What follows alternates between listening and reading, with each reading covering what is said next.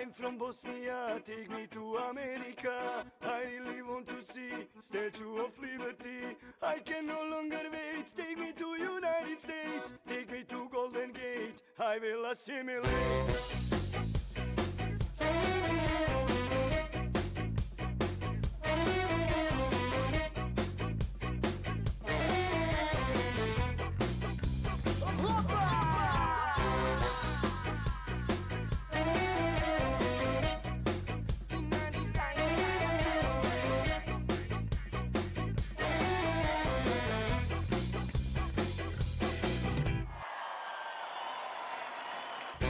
The grass is always greener in neighbor's courtyard. I wish to leave this nightmare, go to the promised land. Please take me to your leader, I want my green card. I want to fly over like a rocket from the Balkans. I want to start all over and turn a new page. Forget this dreadful story, escape the Stone Age. Waiting for a chance to get out of the cage. I feel like a slave on a minimum wage.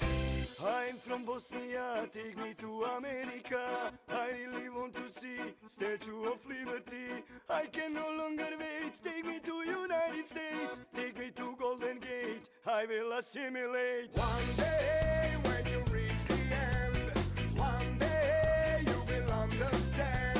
One day back to roots, my friend. No place like a motherland. One day when you reach the end, one day you will understand. One day back to roots, my friend. No place like a motherland.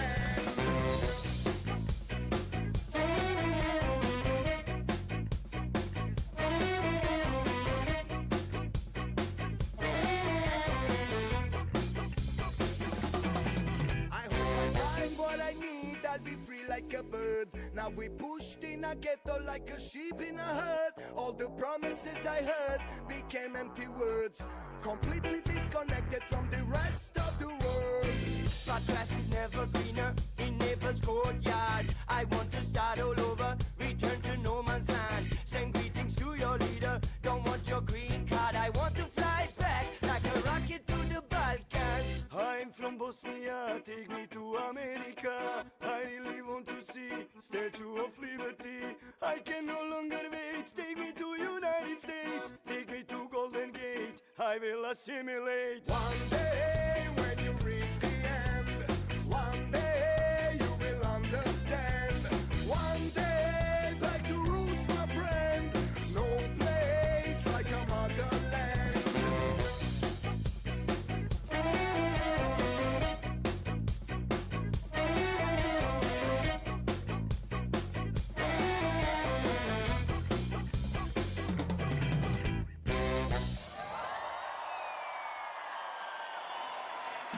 Heyo. Heyo. Sorry, I was vibing. I almost forgot to press the camera thing. I was like, yeah, nice. I'm listening to music with my friends. Yeah, if you have a where's the message? Here it is. If you have a link to the picture that you want the reward to be changed to, you can link it. If you don't have one, you can just be like, hey, I'm redeeming this. But then beware, because I'm gonna Google it. And what I get is what I get. we did do a thing at one point where the picture dropped was not good. Someone redeemed Ustasha flag. And I was like, we ain't having Ustasha flag on my stream. So I went into Paint and I censored it. So basically my artistic liberty is, you know, at your disposal. You were watching one of the best bands from Balkan, which also happens to have English translation to their songs, which is not something you really find often in Balkans. Most of our bands don't really have songs. Most of the lyrics, most of our bands don't have songs. They just kind of look at each other.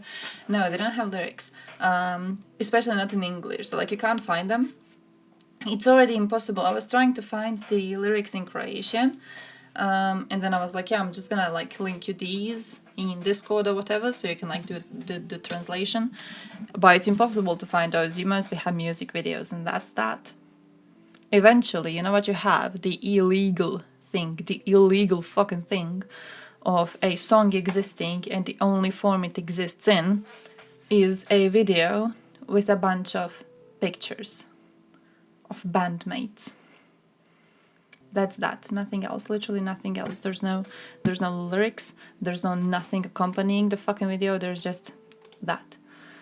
By the way, let me play you this, and I have to figure out what's wrong with my light because it's looking weird and I don't know why. Where is my, I saved a playlist. I've saved a stream playlist. We gotta go through like 3 big things. We gotta go through what's happening in Ireland. We have to go what happened in Netherlands, and then, yes, of course I want to close the player. And then we have to go through Poland. So 3 big things happening right now, all of them bad. Relatively bad, quite bad, really bad. Basically, Ireland is having huge protests right now because they had a quite serious attack case. So 3 children in front of a school were attacked by a man wielding a knife.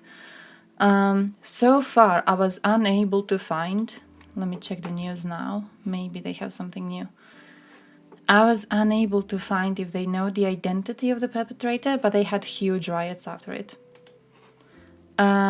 What we have seen in Netherlands is a possibly far-right man getting control over their government, and what we have going on in, Poland, are huge protests of Polish truckers on the border with Ukraine. A second Ukrainian man has died on the mentioned border so far, and also it is slowing down, or in some cases stopping, the delivery of aid to Ukraine. So 3 bad things, and then I have a video saved which is like extra, and it's on Sweden, because I kind of want to see what's going on in Sweden. It's Sweden. Like, they call it one of the safest countries on earth. It isn't really. It wasn't one for a while. I think we just kind of saw it as one of the safest countries in the world because we didn't really know about their gangs.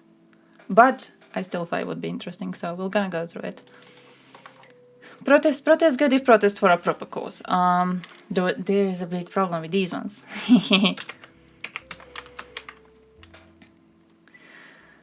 Ruski said, I hear the last one that came to Ukraine had a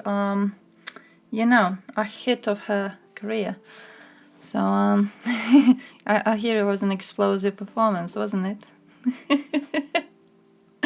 just saying. Shameful, disgraceful rioters. Riots are no surprise. Atakum's demonstration, yeah, one of a kind. Why they're helping Russia? I've got no idea. I've got no idea. They're genuinely stupid. I've got no idea. I don't know why it's going on.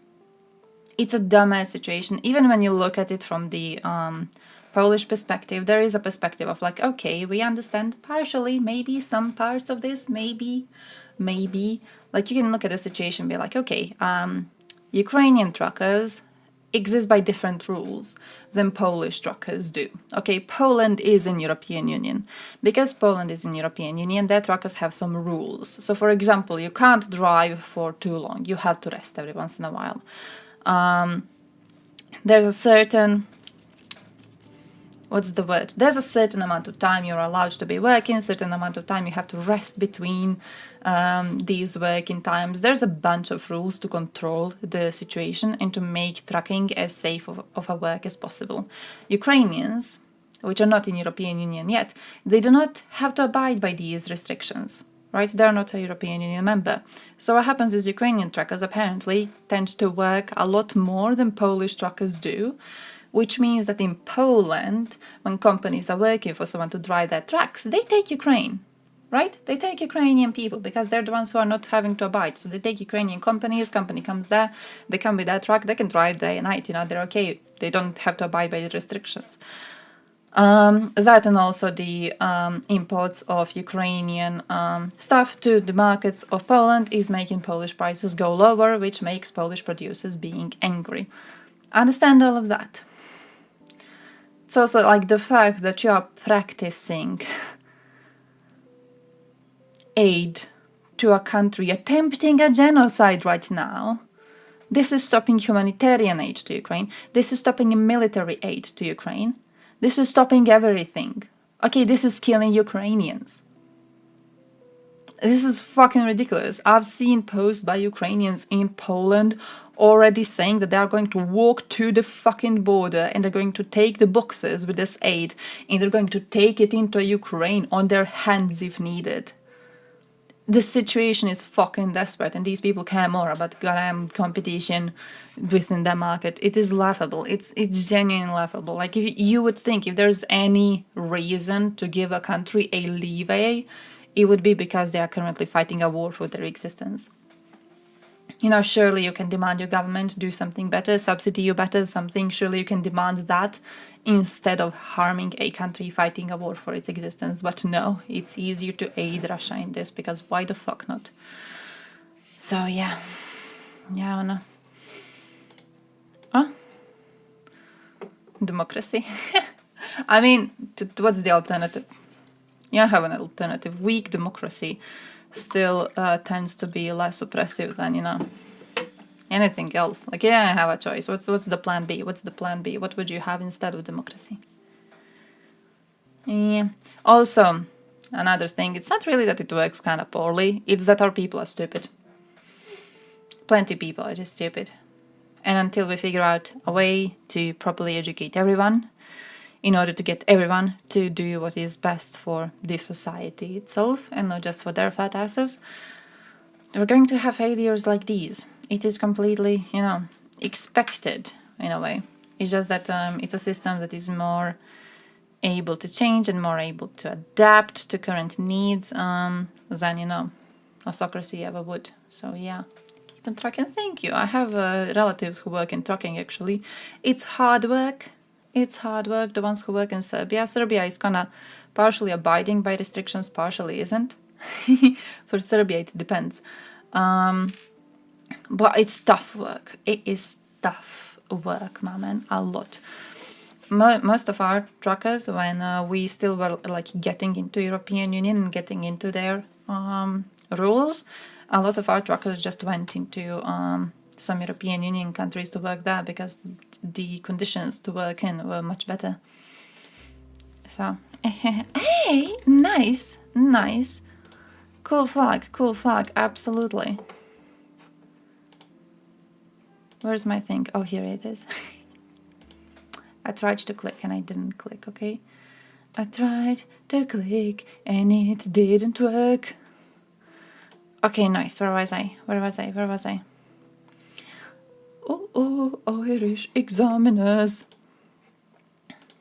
What? Did my thing not close?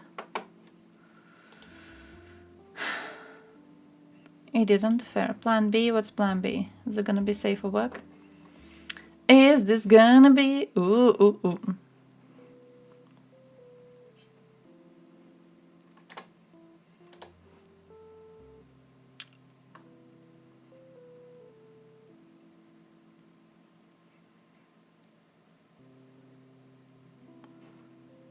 That is not safe for work. Not really unexpected. Have you seen they have given what was it? They had a full-blown Satanist. He participated in some sort of a ritual killing in Russia a few years ago. He went into Ukraine to fight on the side of Russia. Recently got back home. Is a free man now. So, good country overall, you know.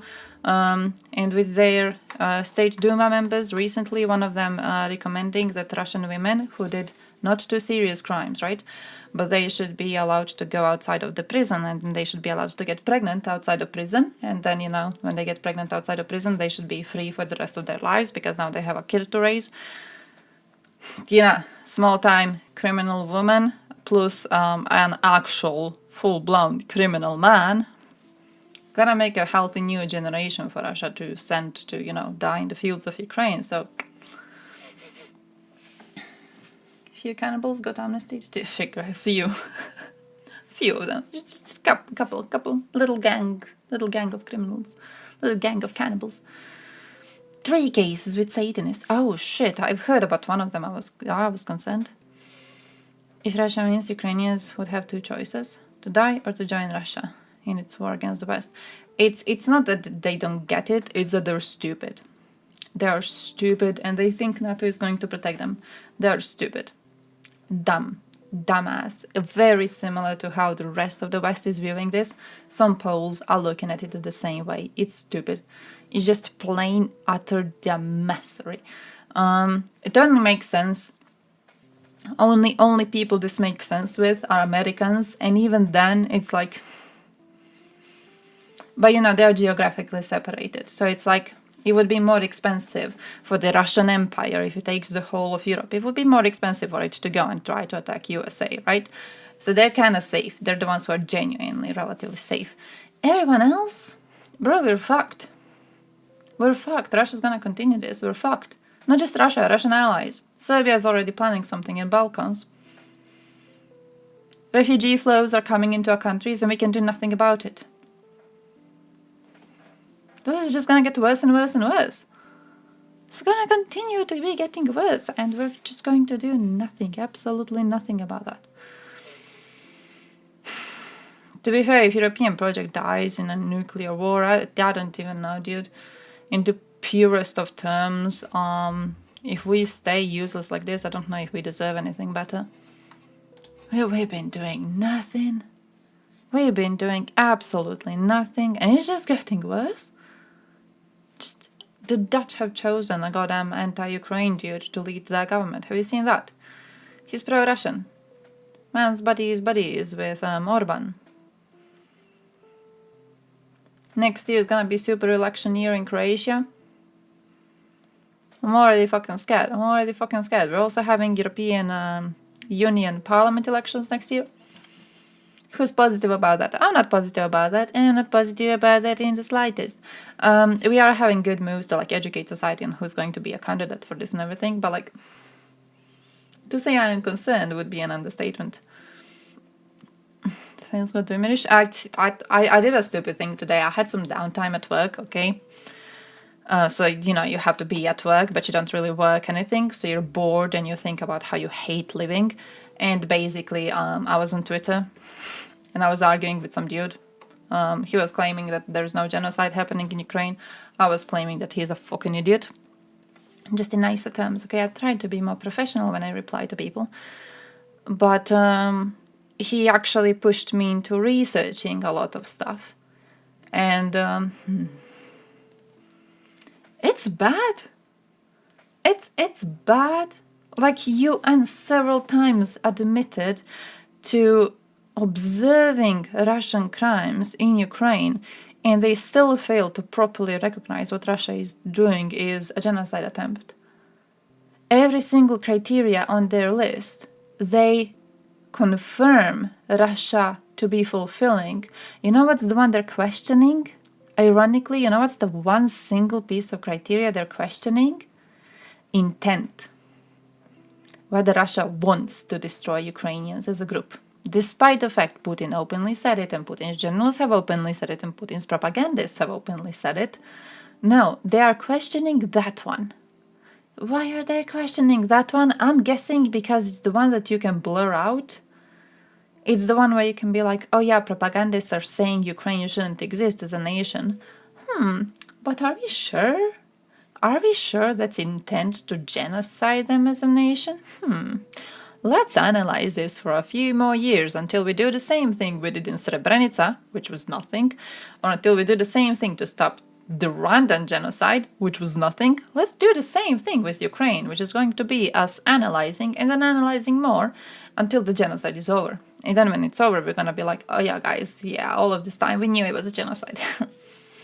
We made a mistake. But I was reading a lot about this. It was bad. It was bad. They have evidence of torture being systematic, being widespread, torture of Ukrainians by Russian troops, Ukrainian soldiers and Ukrainian civilians both. They have evidence of people being tortured to death. They have evidence of sexual violence being used, again, systematically. And they're just like, oh yeah, we got evidence of this. Yeah, guys, look at our report. Yeah, on the report we say that we got evidence of these horrible crimes happening. What we're gonna do about it? Nothing. Nothing. We're gonna pass some resolutions to allow some NATO missions. No, we're not gonna do that. We're gonna pass an arms embargo on Russia. No, we're not gonna do that. What else could we do? Sit back and just watch. Fucking weird. I'm feeling doomerish. Also, I had to work today, so I'm guessing that's the problem. Russia may face a new wave of atrocities. Sad.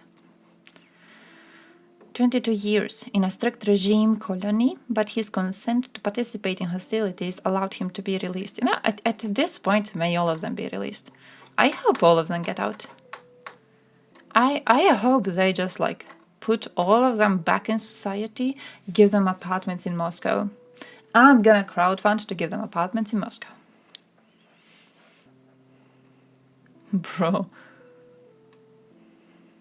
Wagner. Earlier Putin pardoned murder of that 23-year-old girl who had been mocking his victim for 3.5 hours. He has been recruited by Wagner PMC. Instead of serving his sentence, the killer went to war against Ukraine.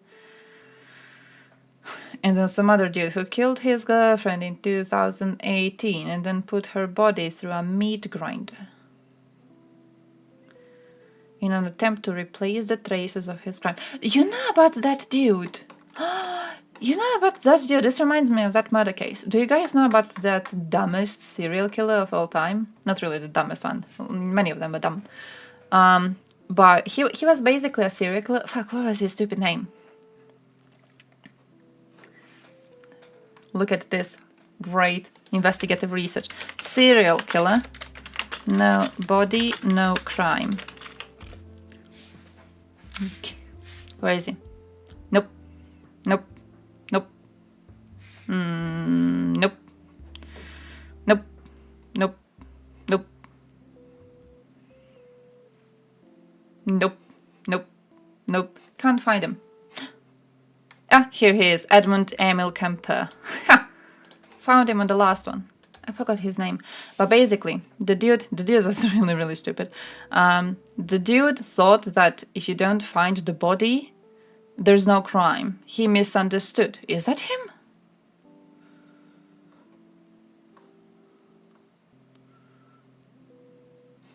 Is that him? Imprisonment, release, psychology.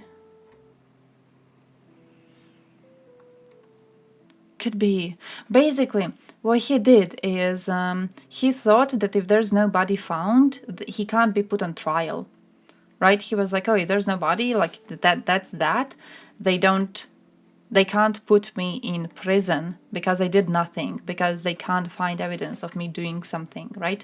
He completely misunderstood, because the actual legal thing is it's not no body. They don't mean body like physical body of a person you have killed. They mean body of evidence, right? And what he did is he killed a bunch of people and then stole their rent. He killed a bunch of people and then stole their money, you know? There was evidence that the money was in his possession. He didn't even try to hide it. He took all of their cash. He went to banks with checks, took all of their money. He didn't try to hide any of this because he knew that, he thought he knew that if there's no body found, there's going to be no crime. So he won't be able to be put in jail. But that's not what the legal code means. So basically he got put in jail. But I'm not now sure it was him. Oh no, female college student hitchhiking, it wasn't him. Wasn't him. The one I'm thinking of, he put people's bodies in acid. That's what I know. Acid bath, dissolve them. Stupid little man. No, it wasn't Zodiac, because Zodiac is even dumber than that. Fucking hate the Zodiac. I'm a personal enemy of the Zodiac, okay? They recently said it was some old dude who died. I hope it was him. because now a mortal enemy is dead and I can continue living properly. If he is still alive and breathing on this earth, maybe that's why I have to do a fucking retail job. The world wants me to suffer. No need to doom too much. Baltics will be genocided soon, but Croatians will be fine. Well, I think you will be genocided soon. But yeah, Croatians, as long as NATO is standing strong, Croatians will be fine. Now, Serbia is going to test NATO. Serbia is going to test NATO either by attacking Kosovo or by attacking Bosnia. Whichever one they do, Serbia is going to test NATO. And that is going to determine the fate of Croatians. Because if NATO doesn't respond to Serbia or Kosovo, depending which one goes first, if NATO doesn't respond, we are likely fucked. So Europe. Yeah, we gotta go watch videos on Ireland. I saved a bunch of videos on that. Ireland and also Netherlands. And also Poland, because the fuck is going on in Poland? Just what's going on in Ireland, by the way? Let me show you the video. And then let me just go and turn down my light because it annoys me. 7:51? No, it's a problem. Like I click on the news, it's all Brits. I don't trust Brits. I don't trust Brits. They have like the Sun reporting on this. Do we want to listen to the Sun reporting on anything? I'm not really sure. The Britain's newsroom. Do you want to listen to Britain's newsroom? Who the fuck knows? Give me a sec though. So bringing you up to date on those extraordinary scenes, that violence in Dublin city centre last night. 5 people, including 3 children, were injured in a knife attack outside a school. And then hours later, scenes like this erupted. More than 400 officers responding to the situation. 34 people have been arrested.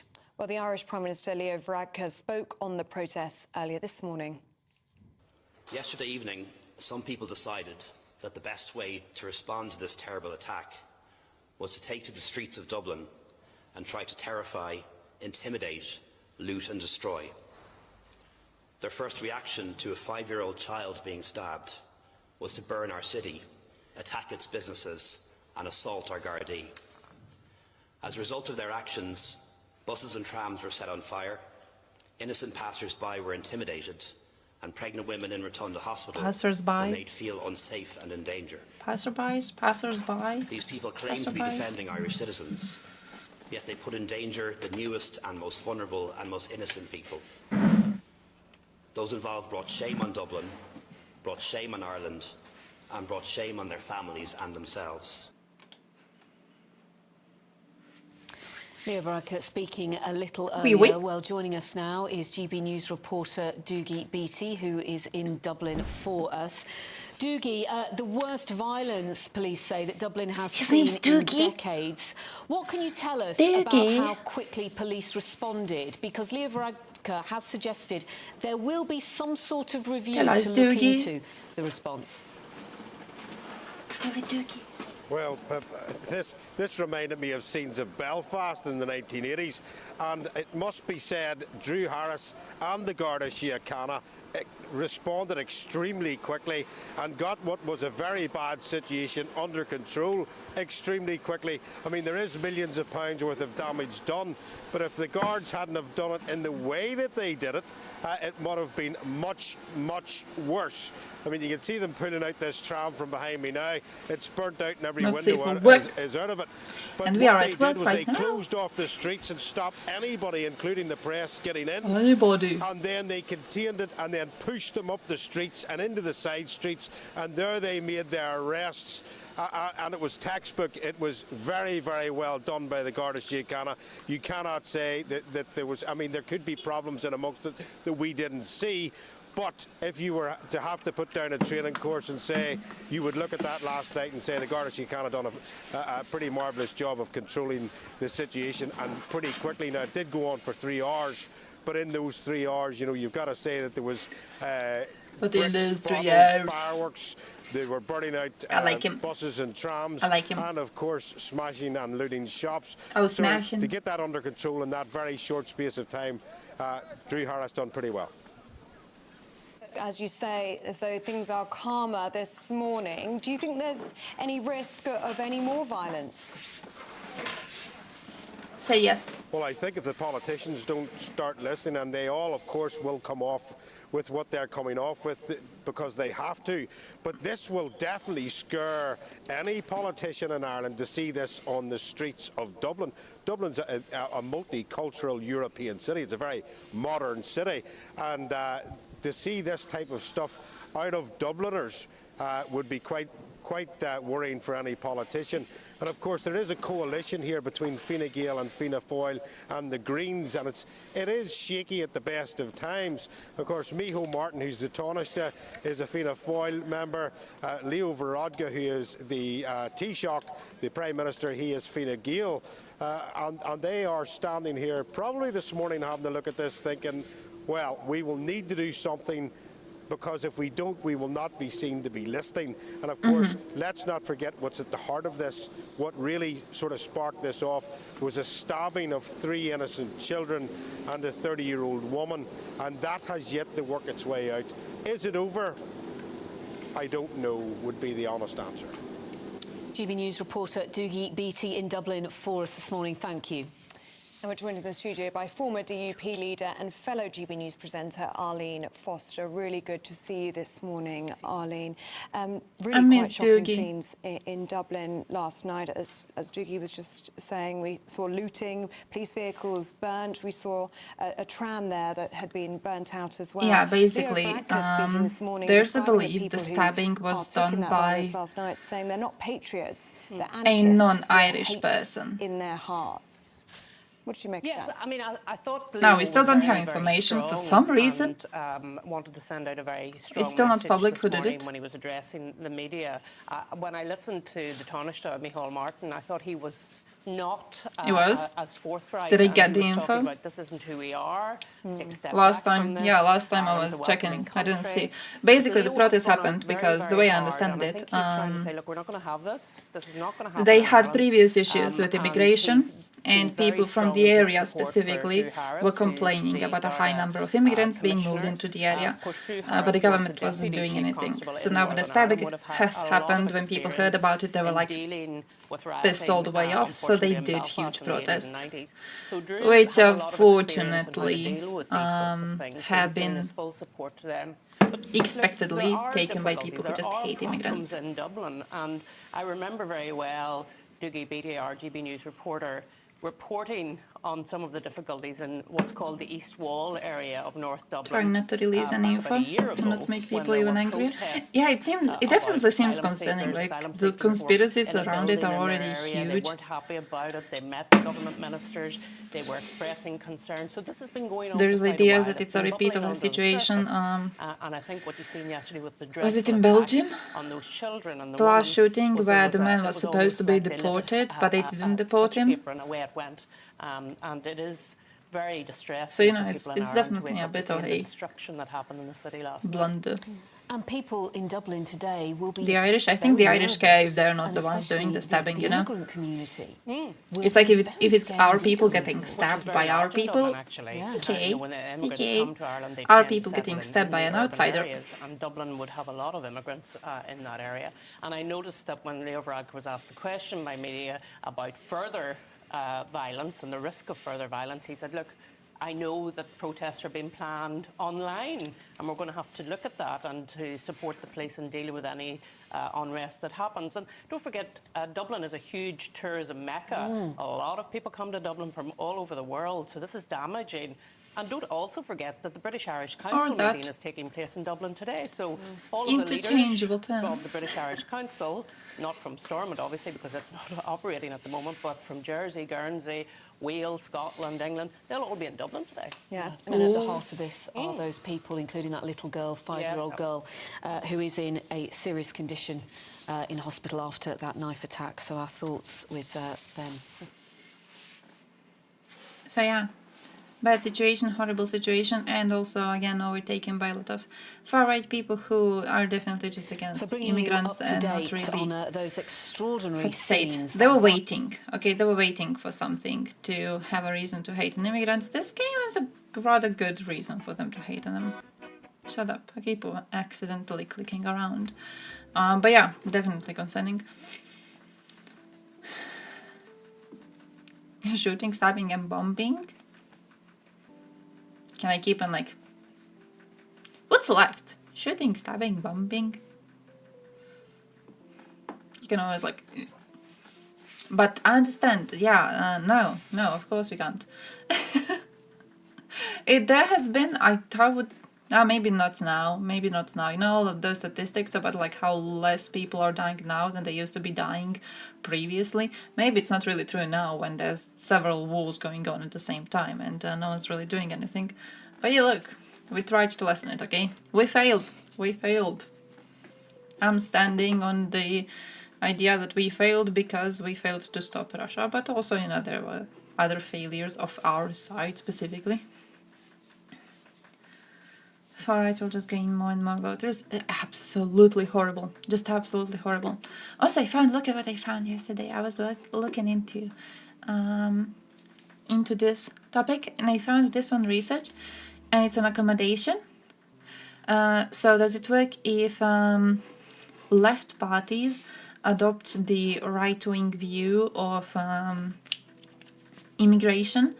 So if they try to switch to hating immigrants instead, and if they switch to, you know, not allowing them in the country at all, is it going to help get the voters away from far-right parties? And it actually isn't. What they have shown is that it doesn't really work, because people tend to prefer, I believe the exact quote is original to a copy. So when the problem of immigration is being brought up, people will remember who was the first party that talked about this. And then because they will remember the first party that talked about this more, they will support their views more rather than a party that switched in the middle of the story. So, yep. Oh, I'm pro-immigration too. I'm strongly pro-immigration. I just think we need to do it properly. I think our laws need to be made properly. But I am strongly pro-immigration. Normal parties in power need to not fuck up so often. True. Just absolutely true. Why they're having such stupid ways of looking at everything. Goddamn horrible. Also talking about far-right people getting in power because we have stupid policies on immigration. Have you seen what happened in Dutch elections? Have you seen who won? Because they voted for a piece of shit. They voted for a piece of shit dude because he was kind of okay-ish with, let's say, certain immigration policies. They voted them in. Croatia? Yeah, in Croatia. As long as people only care about migration, our government is generally doing a good job, but people still hate them. Yeah, that's true. It's like you gotta be a little bit populist. As long as, you know, we are democrats, we're democratic countries, you gotta be a little bit populist to get some votes. And they're not really being populist, well, they're not really playing into it well. There are issues that an everyday person cares about, and you have to be at least doing minimum commenting on these issues. The fact you're not makes people feel like they're not being listened to. The fact that we have people in power who are refusing to even acknowledge the issue with allowing a bunch of refugees in the country without, you know, having any sort of a way to check their backgrounds or to deport them if they do some crime. It's ridiculous. They need to acknowledge how big of a problem this is. 20 days? No, I'm gonna watch it tomorrow actually. So weekend is coming, we don't usually stream on weekends, and I'm planning tomorrow to watch the movie. I didn't want to watch it these days, I did see the links, but I feel it's one of those movies that you gotta watch, and then you gotta be fixing yourself for a relatively long amount of time. So what I'm planning to do is to watch it tomorrow on a Saturday, and then I've got the remainder of Saturday plus Sunday to fix whatever needs to be fixed. But I really want to watch it. I've heard it's heartbreaking. Absolutely heartbreaking. Why people voted for the far-right AFD? Over 40% were purely because of migration. Oh shit. Just ridiculous, just ridiculous. Will this? Yellow dude doesn't like us Turks at all. Yellow dude likes no one. Yellow dude likes no one. Yellow dude is a piece of shit. Okay. He likes Russians though. He likes Russians. He's GG with Russians, so he also, now here's the thing about the dude, he likes the idea of stopping the aid to Ukraine. The only reason it wasn't a big part of his platform, the only reason it likely will not be a big part of his platform for now, is because he can't form a government without a coalition. And to be in a coalition with other parties, he needs to play along with aid to Ukraine because everyone else supports aid to Ukraine. He doesn't. He does not. He posted, he has a wild Twitter, but he has posted, was it Dylan who reposted it? He basically called Erdogan a terrorist. He's not really...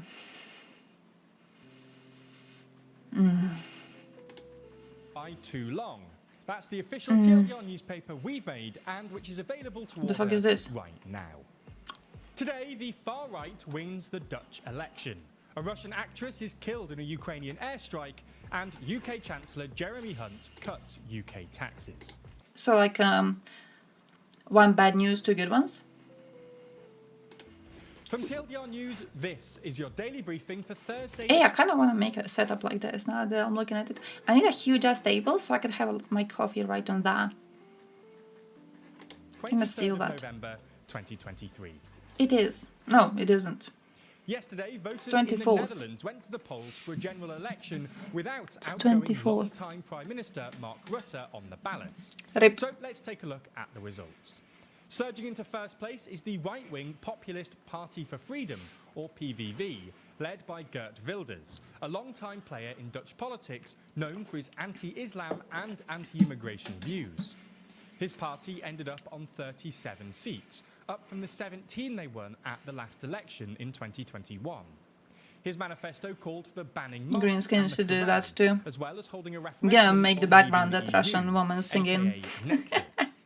In second place, with 25 seats, is the new centre-left Green Labour Alliance, which campaigned primarily on the issue of climate change, housing affordability and Moscow minority burning. rights. This was led by Frans Timmermans, former foreign minister and the European Commission's ex-climate chief, known for his work on the European Green Deal.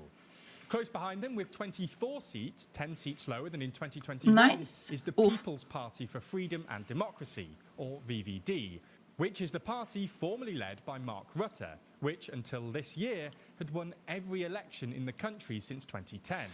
Rutte was succeeded as party leader this year by his Justice Minister, Dilan Yeşilgöz, who led the VVD into this election, hoping to become the country's first female Prime Minister.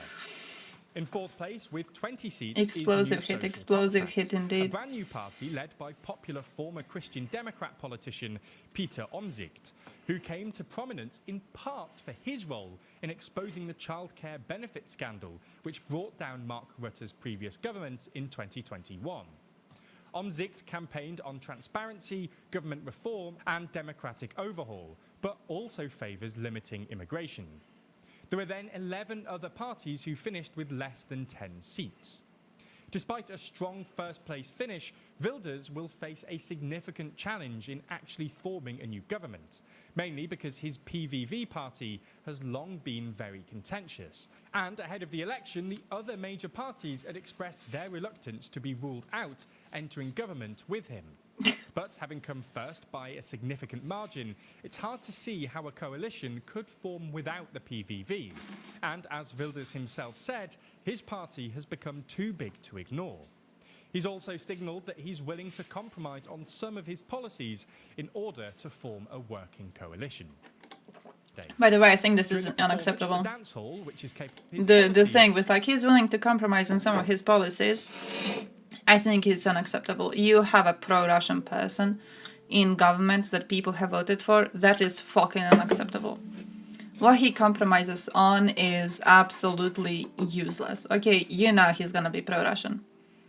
You know he's gonna do stupid shit. All of them do stupid shit sooner or later. He's going to be blackmailing European Union on sanctions. He's going to be doing some shit, okay? He has to be doing some shit. All of them do that. The fact he has gotten into government is genuinely a huge fucking tragedy. So yeah. It's basically quite similar to like the situation in Poland right now. where people are not really doing much at all about the blockade of Ukrainian border, despite the fact it's been going on for a while, despite the fact 2 Ukrainian truckers have died on the fucking border, despite the fact it's blocking military aid, it's slowing down humanitarian aid, and it's just going on. The people are not doing anything. It's one of those situations where the people are complicit with their governments eating shit, and I don't know, dude, I'm like full doomerish these days, but whatever happens to us at this point, we played right into it. To form a working coalition.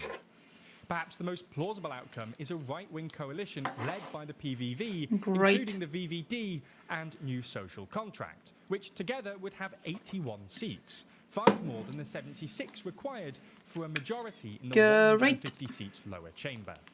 But as usual in Dutch politics, government formation will be a long process.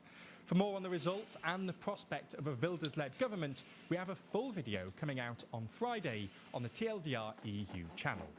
There's more on the way, but be sure to subscribe and ring the bell I will to make not. the daily briefing part of your daily routine. Wait, let me click on the links. How dare you? Be sure to subscribe, leave me alone. Leave me alone. I get rid of YouTube ads, I start getting that. Sabotage, fucking true. Fucking true. Any good news we have?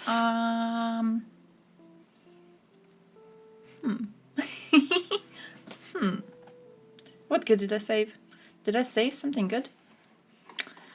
Did I save something good? Did I save something good? Possibly not. Good news is that I'm on my vacation soon, so I will have a lot more time to finish all the posts I have started. That's a good piece of news.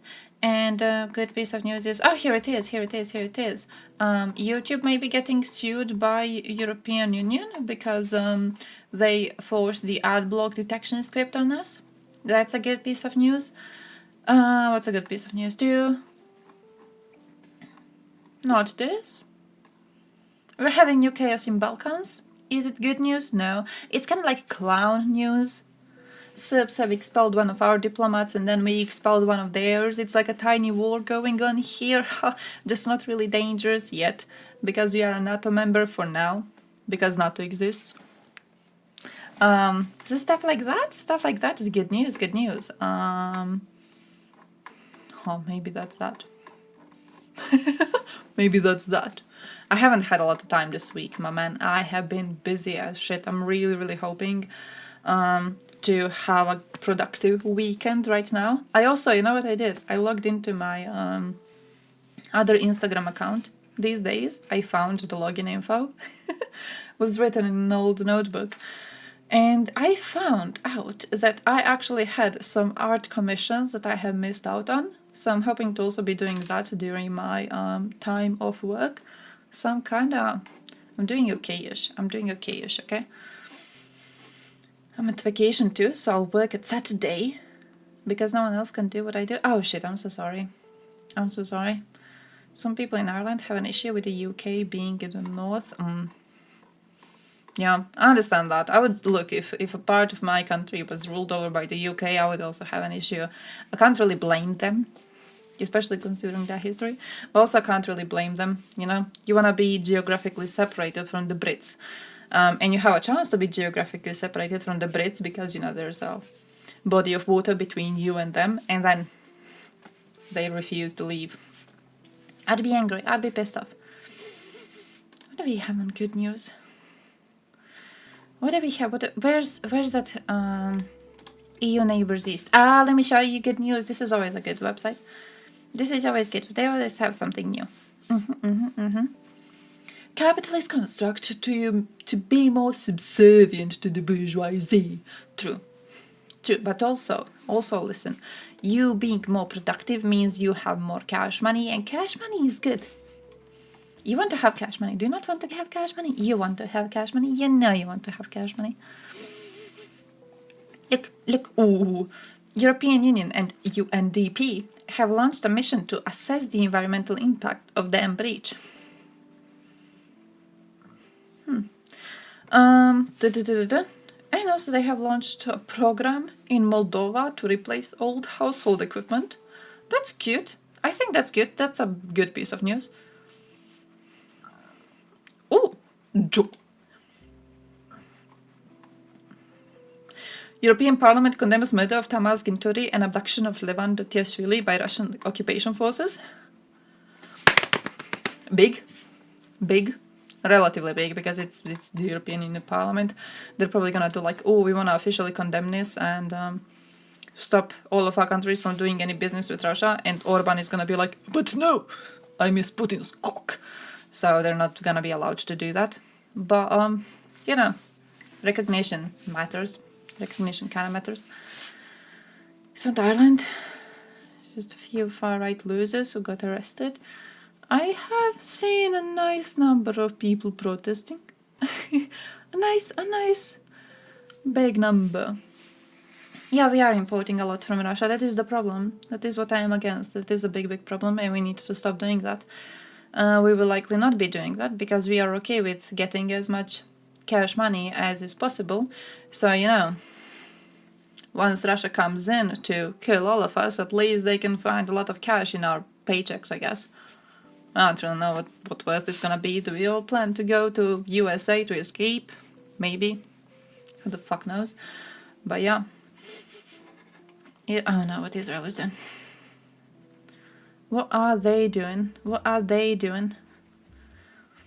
Hey, thank you for the late happy Thanksgiving. We don't celebrate, but thank you anyways. Some of the Palestinian terrorists being swapped today with Israeli innocent children, women and men. Oh yeah, I saw this. Gonna be interesting. Gonna be interesting. I've seen, I don't know if you looked at the news, but I've seen reports that Hamas is refusing to allow Red Cross access to other refugees. Apparently, there's like a set number of refugees. Is it 50? 50 refugees are going to be freed. And there was a demand by Israel to allow Red Cross access to the other ones. And it's not happening. They don't want to allow it. Which, personally, I don't know. For me, that means not many of them are among the living anymore. So I'm not entirely positive about that. Poland is currently having a blockade of Ukrainian border, which is stopping humanitarian aid into Ukraine. That is what they are doing. They are slowing down humanitarian aid, stopping military aid, and also 2 Ukrainian truckers have died so far. And the blockade is just ongoing because they are dumbasses. The blockade itself was organized by a pro-Russian party, and they're just allowing this. They don't want the Red Cross to know the location of hostages? Could be. But like for me, it's... I don't know. I don't know. 2 Ukrainian truckers. I know there's investigation. I have seen that for one of them they are claiming it's likely death of natural causes. But apparently, 2 so far died waiting at the fucking border. There's investigation ongoing. We still don't know basically anything. What I have been able to find is that some people have alleged that the amount of stress has had an effect on them because, you know, these are mostly older people who, again, don't really have proper laws to protect them as truckers. Okay, it's important to understand that the Ukrainian trucker laws are what we in the modern West would call very exploitative.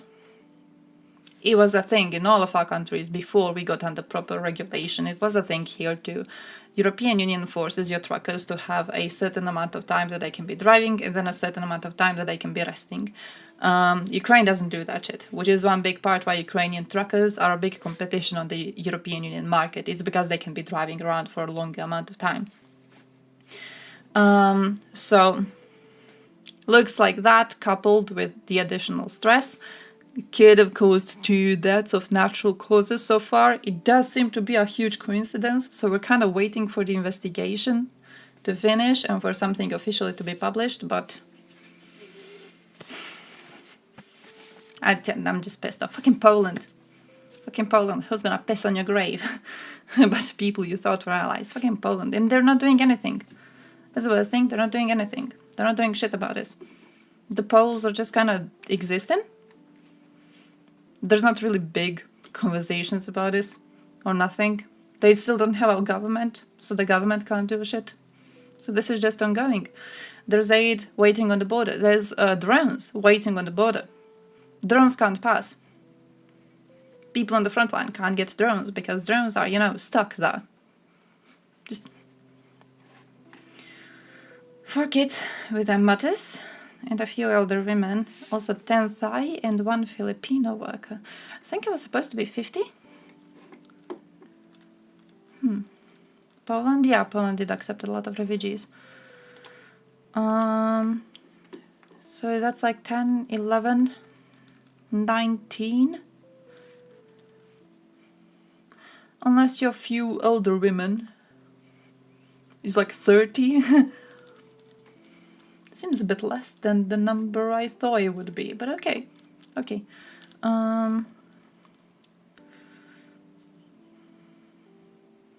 Oh, that's that.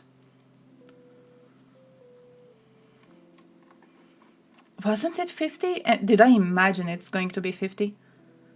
I may have imagined it. I may have like read it somewhere and then just put it in my dumbass brain for no reason. I don't know. Russia is doing just fine, building new factories for military. European Union, NATO countries chilling, hoping Russia just stops. Basically, we're like, oh yeah, maybe one day Putin dies and Russia goes back to being peaceful, I guess. Remember that peace with Russia when they were killing Chechens, but it was far away and we didn't have to look at them being killed in the street? Ah, good times, good times. Claire Daly. Irish kids being stabbed by some Algerian creature. Holy shit, it's just one example of a million things gone wrong. Oh. Unlimited immigration. Cucks out to the Muslims are looking like a trap in their own country. Fucking cruel. Fucking cruel, fucking cruel. Bad post. I feel like this is a bad person. But I understand what they mean. I understand what they mean.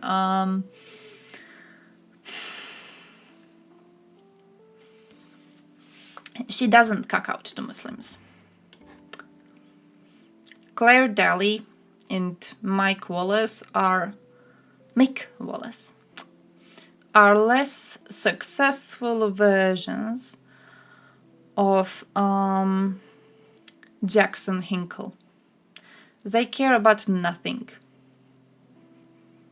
These people care about literally nothing. This is a woman who supports Russia. This is a woman who not only is okay with Russia killing Chechens, who happen to be Muslims, but also is okay with Russia sending mostly the minorities to die in the fields of Ukraine, which happen to be Muslims, which is okay with Russian actions in Syria, which are Muslims. Putting this is, you know how Americans put everything in that black versus white situation? Where whenever they look at a conflict elsewhere in the world, they have to put it into something they understand. So they have to put it at white people versus black people. Like people looking at Israel-Palestine situation right now and pretending Israelis are all white-faced Europeans and Palestinians are all black people for it to make sense to them. This post is doing that, but with European idea of like, hey, we Europeans versus the Muslim immigrants. She is not cucking out to Muslims. She doesn't give a shit about Muslims. She doesn't give a shit about anything. She is opposing the West, and whatever means opposing the West, she is opposing it. She doesn't care. Muslims are not at fault for Claire Daly being a piece of shit. Oh, her face deserves to be a meme. She's genuinely a piece of shit. 50 day one, and then 10 more per day. Oh shit. Oh, 50 over 4 days. Ah, or that. Kosovo Albanians are black and Serbs are white. Ah, that's... It's a silly... I actually wonder, like, when we talk about, for example, Balkan Wars, how would Americans see it? Are you American? You are American, right? Because, like, we had Slovenia, Croatia, Serbia, Kosovo, Bosnia. Would you, like, place them on different levels of darkness of their skin?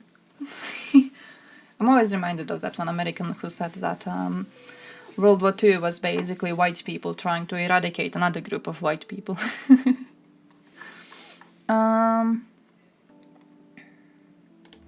Who's this dude?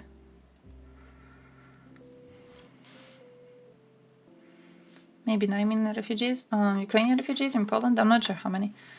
I know it's a lot, but I don't know how many.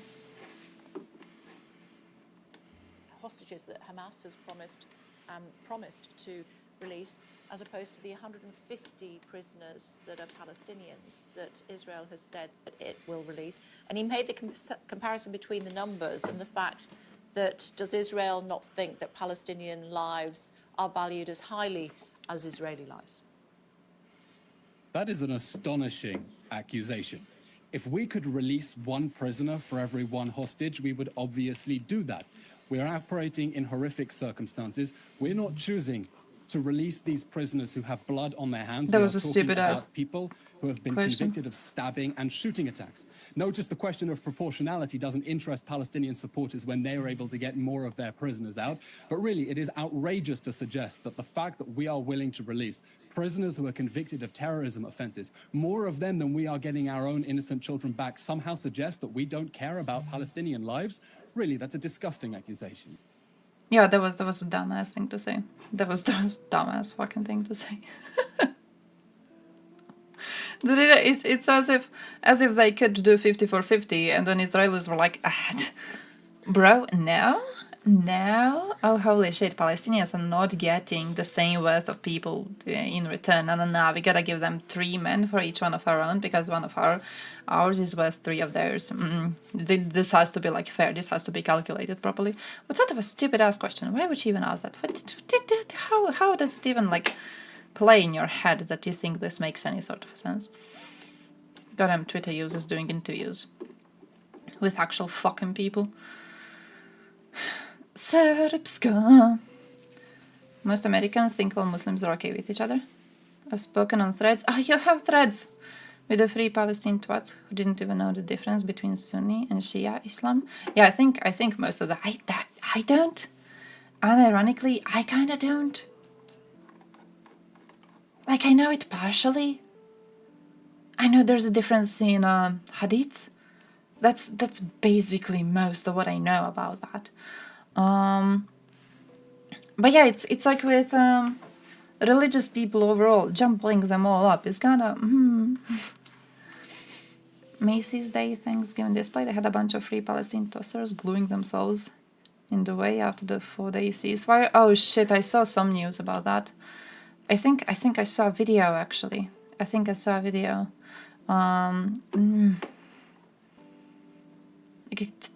We got the fucking ceasefire? We got the fucking ceasefire? Ironically though, you got the ceasefire, like you got what you wanted. What happens now? What happens now? Let's see what the fuck happens now. Okay, we got the ceasefire. Let's see this magical creation of peace that I guess Westerners were hoping for. Let's see how this works. Yeah. Also just saw this recommended to me. Demonstration in Syria. Fire pause and ceasefire. Ah, that's too.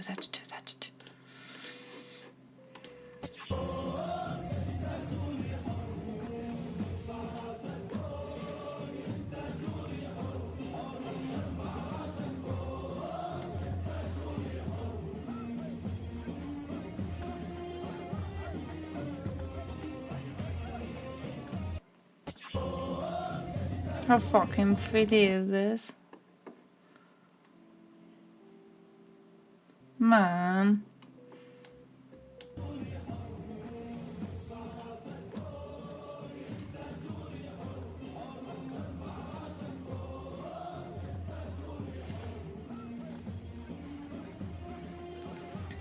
it could be a chance to do something. It could be a chance to do something with the ceasefire. It just likely isn't. They're just gonna go back to killing each other again. And that's gonna be that. That's gonna be it. That's gonna be the whole outcome of this. Basically nothing, I'm guessing. Basically absolutely fucking nothing. It just sucks. Because I don't think Hamas is going to stop, really. I don't think Hamas wants to stop. Hamas obviously doesn't care about it. Actually, nothing is going to happen. So they can kill more Jews. That too. No, man, just the bullshit. Just a bullshit goddamn situation. But hey, look, we go to the ceasefire, okay? We go to the ceasefire. One side's gonna accuse the other side of violating it, and then it's again, that too. Oh, that too. Holy shit, that's gonna be the worst. Trying to figure out who did it. And then with the amount of disinformation existing from both sides. Great. This is gonna be great. Now, where an actress has been killed by a Ukrainian airstrike in the middle of a performance to Russian troops. Polina Menshik was giving a show to the troops in a dance hall in the village of Kumachove, which is near the front line in Donetsk, to celebrate a Russian military holiday. During the performance, the dance hall, which is capable of seating around 150 people, a video showing the moment the strike hit was uploaded to social media. Menshik is seen singing and playing the guitar before an explosion is heard and the lights in the hall go out. Ukraine claimed that as part of this strike, around 20 Russian soldiers were killed. For their part, Russian authorities have not commented on this claim. Not the real ceasefire. Miss Menshik was taken to hospital where she died of her injuries. Pro-war Russian bloggers have used the incident to criticize the organization of the show, saying that a concentration of dozens of soldiers in one place made it an obvious target for Ukraine. In response to this incident, Portal, a theatre studio in St. Petersburg who's associated with Miss Menshik, said that they would dedicate a performance of a play that she'd directed to her memory. Let's hope they do the performance in the same theatre, so we know nicely where they are. In this, Hunt took the opportunity to cut taxes and provide some respite to those in the UK still struggling with the cost of living crisis. Man, I'm terrified those hostages aren't even alive. Rate of employee national insurance contributions will be reduced. It's not like we've been getting good news on the 6th of January 2024. about a lot of them. This means that around 28 million people will save, on average, around £450 per year. In addition to this, Hunt also promised to increase the national minimum wage to £11.44 an hour. For the first time, this will also be extended to 21-year-olds. Hunt also promised to maintain the triple lock on pensions, which guarantee that pensions should rise each year in line with earnings, prices, or by 2.5%, whichever's higher. Nice. He confirmed that pensions would rise this year by 8.5%. Nice. Notably, the Chancellor didn't scrap or even reduce inheritance tax, something he was under pressure to do both by the right-wing press and by some of his right-wing colleagues in the Conservative Party. Moving to space now, where new research released on Wednesday this week has found that galactic cosmic rays, and to a lesser extent microgravity, can impair the functions of erectile tissues in male astronauts. Moreover, the effect from this can last potentially for decades. This is an area that has so far been lacking research. US researchers who were part of the study said that they discovered a new health risk to consider with deep space exploration. The good news, though, is that certain antioxidants may actually... Dutch elections, not too much, actually, not too much. I thought he would go into it a bit more, but he didn't. From Florida State University said that have you followed the Dutch elections? Induced by acutely targeting the redox and nitric oxide pathways he did say that suggests that the erectile dysfunction may be treatable. I forgot his stupid name. Will does. He is likely going to be able to form a government. To the moon and then Mars in the near future. It's also important that the effect of space travel on humans is as fully understood as possible. Generally, astronauts are given protection from the cosmic radiation from space. My man, Hassan is an absolute piece of shit. In 1 week like, they recently confirmed finding one of the hostages dead. She was tortured so badly they barely recognized the body. Story today, we discuss an offshore wind turbine installation in the state of this whole thing with, like, this is the first wind turbine installation pretending and is expected to have an as if a rape almost megawatts. certainly isn't happening in those situations. It's laughable. It reminds me of when people were like, Oh yeah, there's no chance there's rape happening in occupied areas. Produced will get to East Hampton via a transmission line that was installed. Of course there's rape happening. It's expected to eliminate around 6 million Like, tons of get carbon it emissions, fucking real. which is roughly If the there's equivalent violence of against taking civilians, there's 60,000 fucking rape cars happening. off the road over a 25-year period. You happy with it? Man's an If you imbecile. want more from TLDR and want to support My our dude, man's an journalism, imbecile. Man's consider very picking up a pro-Russian. copy of our newspaper. Man's very pro-Russian to the point of it making absolutely no sense. The only reason he had to tone down his pro-Russian rhetoric was because he knew that it would be even harder to get the votes done. He's very pro-Russian. Having some pro-Russian in European Union, in a NATO country? Sir, this is shitting on the security of all of us. Realistically, there's one enemy state NATO has. Let's be real, we know who that is. Russia absolutely is an issue here. Russia absolutely is an issue here. We already are doing nothing to stop them. They already are trying to expand their scope of actions. They already are planning some shit in Balkans. Russia absolutely is the issue here. Russia is the biggest fucking issue here, my dude. We're doing nothing to protect ourselves. Plus, we keep on picking people with obvious pro-Russian bias. We're just walking straight into danger. We are walking straight into this shit. It absolutely is the issue. His support for Russia is definitely the issue.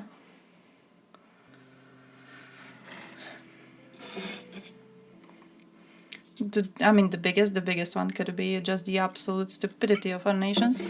But, we can solve the issues with democracy once we wipe the floor with Russian invaders, hopefully.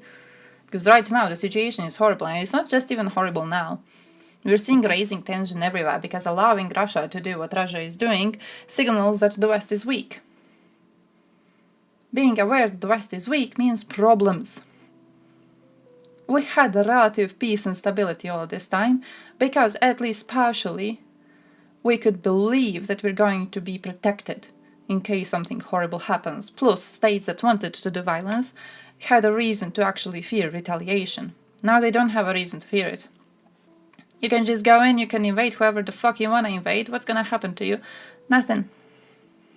Nothing's gonna happen to you. No one's gonna do shit to you.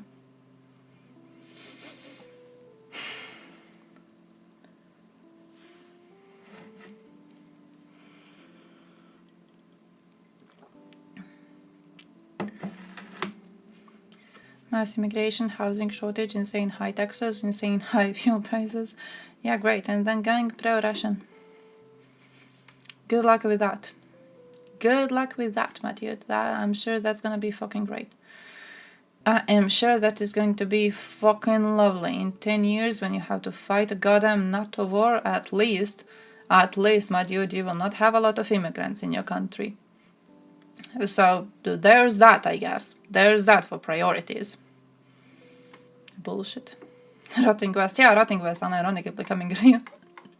in a different sort of a way, but yeah. Fucking yeah.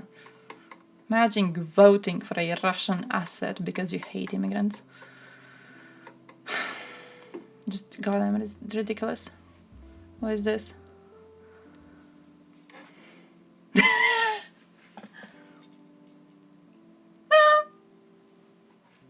Fair.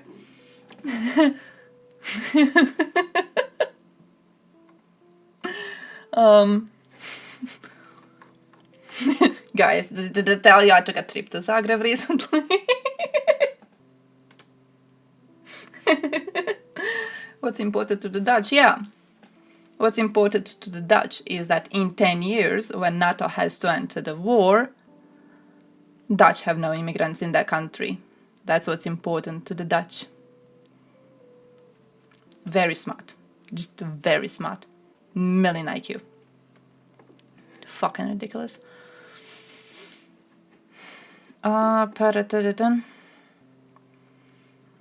Like, I understand that populism definitely had a lot to do with this. I am absolutely fully understanding of this.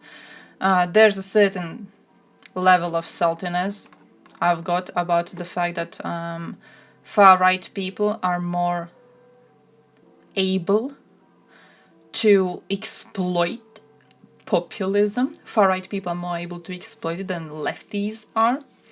Parties which are opposing Western values. Parties which are sucking off the authoritarian states. They seem to be more willing to engage in dirty politics games, you know, promising solutions to all people's problems so they would get the votes and then they would be able to do their corruption in peace. There's a certain level of saltiness I have about the divided parties doing this, you know. Always the parties filled with absolute pieces of shit. Like, on one hand, it makes sense. Makes sense, you know, like you've got no moral standing, so you are willing to exploit people's issues like that. I understand it, it fucking makes me angry. Right? It fucking makes me angry. You can solve all of these issues. You can demand solving all of these issues without picking a fucking pro-Russian person in your parliament. Just ridiculous. Hey, instead of protesting, instead of at least picking a center option, let's go vote for a pro-Russian person. I'm sure that's not gonna bite us in the ass. Man has literally supported the annexation of Crimea. Coalition, as far as it seems, he is going to be able to form a government if he sides with center. He gotta side with the center people, which...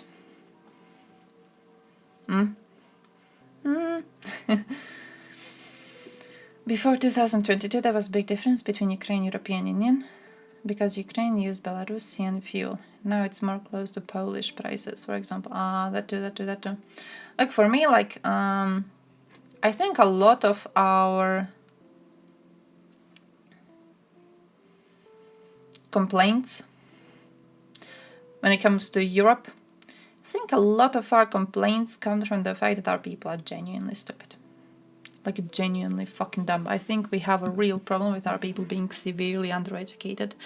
When it comes to prices being higher, you know, it reminds me of when the war started and people were like, oh yeah, well, my produce is more expensive now. This is horrible. Let's stop engaging in this war so we can have normal prices on produce again. Is that how you think it works? Is that how you think it works? You remember at the start of the war when we were talking about whether we should be aiding Ukraine? And people were unironically like, maybe we shouldn't help Ukraine because we want cheap gas? I think a lot of the things we complain about are things that are in action or our action in stupid ways has created. And the fact we are trying to fix that by doing more stupid action is going to lead us straight to shit, and we're going to deserve every step of it.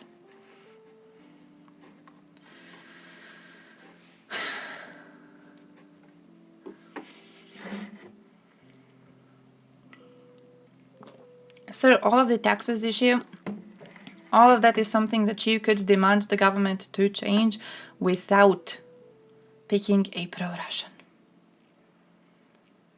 Literally, all of them.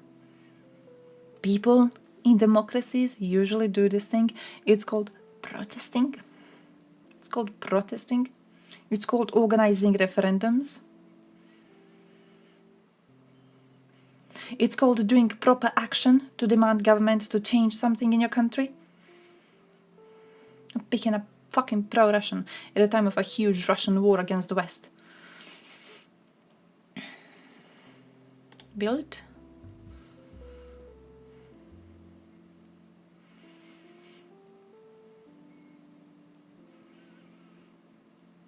Moved into neutralization by continuing to deliberately give him just enough arms in type of quantity for him to hold the current de facto line of contact? Possibly. Possibly. Is it a secret one? I don't know. I don't know how many of us would be surprised by this.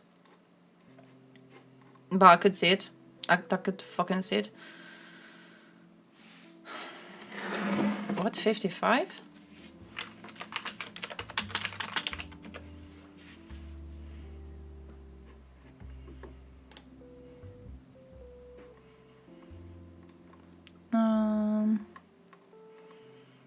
Greece is 67. Italy is 67. What are you talking about?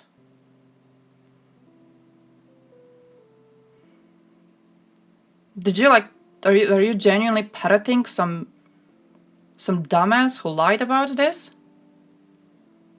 Are you knowingly lying? The fuck are you doing? 67 in both of them.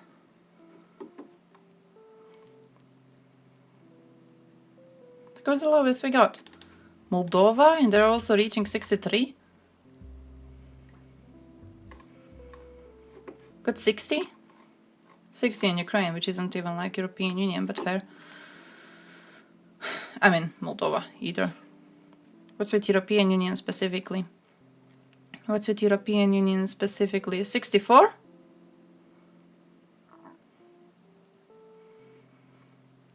No, I want you to admit you were wrong on Greece and Italy. I want you to admit you either parroted someone else's lies or you were knowingly spreading lies yourselves. I will not have this trash in my chat.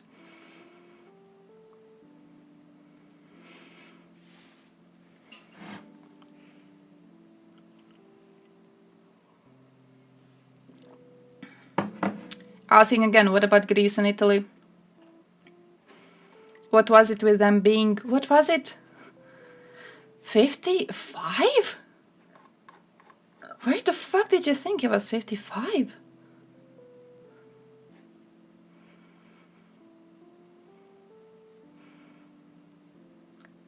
Nice, thank you.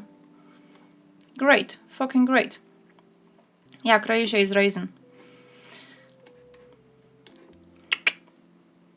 Croatia has to be raising. You're so happy today. Glad to hear that. Glad to hear that. I was gonna pack my suitcases, fly to Greece. Bro, have you seen the state of Greek economy? No fucking way. No fucking way.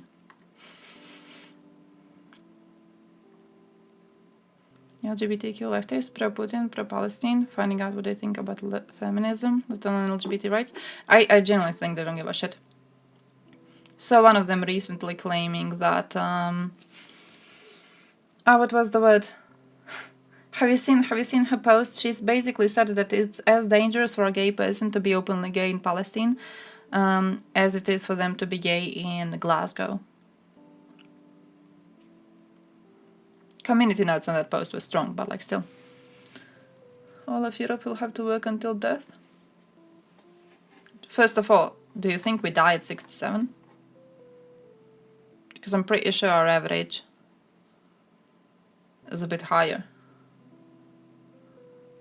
But like second of all, I don't know how else you believe we could be keeping our economy standing, because we can either put more taxes into pensions to allow people to go into pensions sooner, which is going to mean either raising the rate of taxes or lowering contributions to something else, which, as we have seen in the French situation, you guys remember the French situation? Frenchies had their age of pension raised and they protested against it. And it was explained to them that, my dudes, either we work for longer, so more people pay taxes for longer time, so we have enough money for pensions, or we lesser pensions, or we raise taxes overall, or we take away from some of your social benefits. Like, you lose a job, you want to have social safety net? I'm sorry, you can't. You can't. We can't afford this as a state. We had to put all of these extra taxes towards pensions. You have to have a way to keep the system going. Like, what's your solution to this? What do you want to do about this? You want to pay more taxes? I thought you were bitching about taxes. What do you want to do then? You don't want to pay taxes, but you want to go to pension sooner, so you get it for more years? How do you think that works? In what sort of a way do you think that works?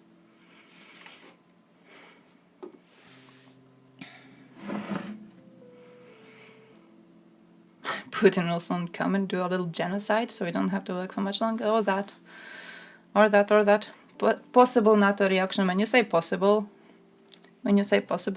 that word's carrying a lot of weight, my dude. That's carrying a lot of weight.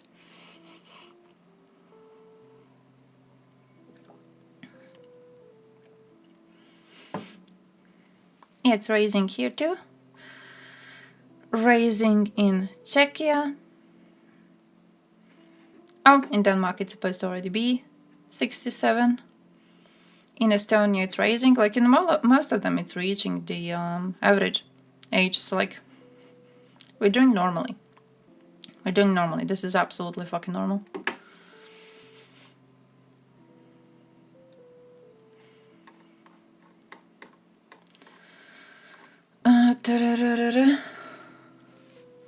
We are deeply concerned. Please stop. Don't drink some latte and chill. That too. No, definitely concerning. What was that referring to? Average low-income people die earlier than high-income people. Yeah, because people on high incomes are able to afford better healthcare usually. That's how it works. You can afford better healthcare, you can afford healthier food, you can afford a healthier lifestyle, you can afford a job that doesn't completely destroy you. People who work for low income tend to be working... Do we want to call them horrible jobs? I don't know if you want to say horrible. I know a lot of people who die really young because they were doing construction, for example. Is it a job you want to be doing because it brings you great physical health? No. Is it a job you want to be doing because it brings you a lot of cash money? No. Do you die young because of it? Yeah. Is it something we could help by giving these people better access to healthcare? Surely. Absolutely. Are they going to have access to better healthcare if we have to lower social help getting from the taxes so we could put more cash money into pensions? No. This is senseless. You're complaining about stuff and there is no solution to this. And you know what's the best thing? The far right knows there's no solution to this. They're playing into populism. They tell you, guys, yeah, we're going to lower the taxes, and then as we lower the taxes, we're also going to make the pension age fucking lower. We're gonna do both at the same time. You're gonna go into pension sooner, you're gonna get big-ass pension for it, and also you will not have to pay taxes almost at all. We are so great. And then you clowns go and vote for them like the idiots that you are. These people can't fix that. They will never fix that. They benefit from you being stupid enough and desperate enough to go and vote for it. They know exactly what they're doing. It's goddamn stupidity that we are having a situation like this in Europe in this fucking day and age. This is why we need political education in elementary schools. This is ridiculous. It's like in Croatia when we voted for Živi Zid. Bro, I fucking remember that. Voted for Živi Zid because Živi Zid was the political party which was supposed to be opposition. They were opposition and they were the ones that were supposed to fix everything. You know what was their plan to fix everything? It wasn't. They had no plan. They had no plan. They would come into the parliament, they would be bitching about issue 1, 2, 3, 4, 5. What would they do about any of these issues? Nothing. They would just be bitching about them every once in a while. Whenever like realistic solutions were presented to them, all solutions had to have, you know, some realistic way to be made happen. And they didn't like any of the realistic ways to make their solutions happen. So what happened is absolute nothing. We had a party in the parliament that was just a burden on everything, but they like bitching and regular people also like bitching, so we voted for them because we were like, hey, we bitch here, someone's gonna be bitching in the parliament. Bitchery plus bitchery equals magical wand to fix all of our problems, I guess. Yeah, no, absolutely, absolutely. Like Netherlands, fucking clown situation. Fucking clown situation. Oh, we voted for this dude because we don't like immigration. The fuck do you think he's going to do? The fuck do you think this man's going to do? The fuck do you think this man's going to do with your taxes? Think your pension age is gonna get lower if he lessens your taxes? Good luck with that, holy shit. Goddamn stupidity. Safety regulations. Also safe manual labor peeps. The pro-worker right-wing dumb fucks hate those as well. That too, that too. It's always like, bro, I care about little workers. I care about little workers. You don't give a shit about little workers. You don't give a shit about anything. Vote to make Croatia great again and build a wall and make Serbs pay for it. True. I'm gonna do that. No, my man, I hate the situation so much. Fucking populism winning in Europe. in Netherlands out of all the countries. Like, this is something, I would see it in Bosnia and I would be like, yeah, okay. Yeah, okay. I understand. Fucking Netherlands, I don't know. Had a proper trust in those people. New factories, training sites, hospitals, basic supplies. I actually saw this post yesterday and I was angry over it, and now I sent it again. I realize I'm unaware of the gravity of the issue. Not unaware, just they're okay with doing some sacrifices to keep their asses in the war. It's not that they are unaware. They are aware. They're okay with that.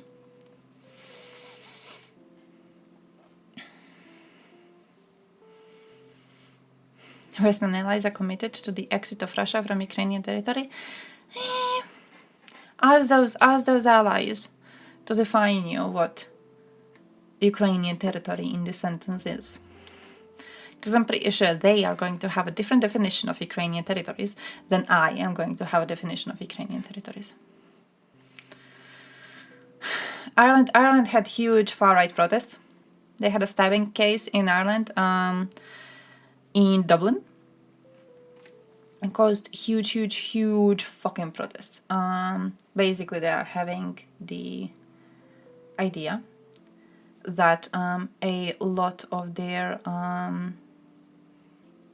a big part of the city has a lot of immigrants, which causes a lot of problems with immigrant population.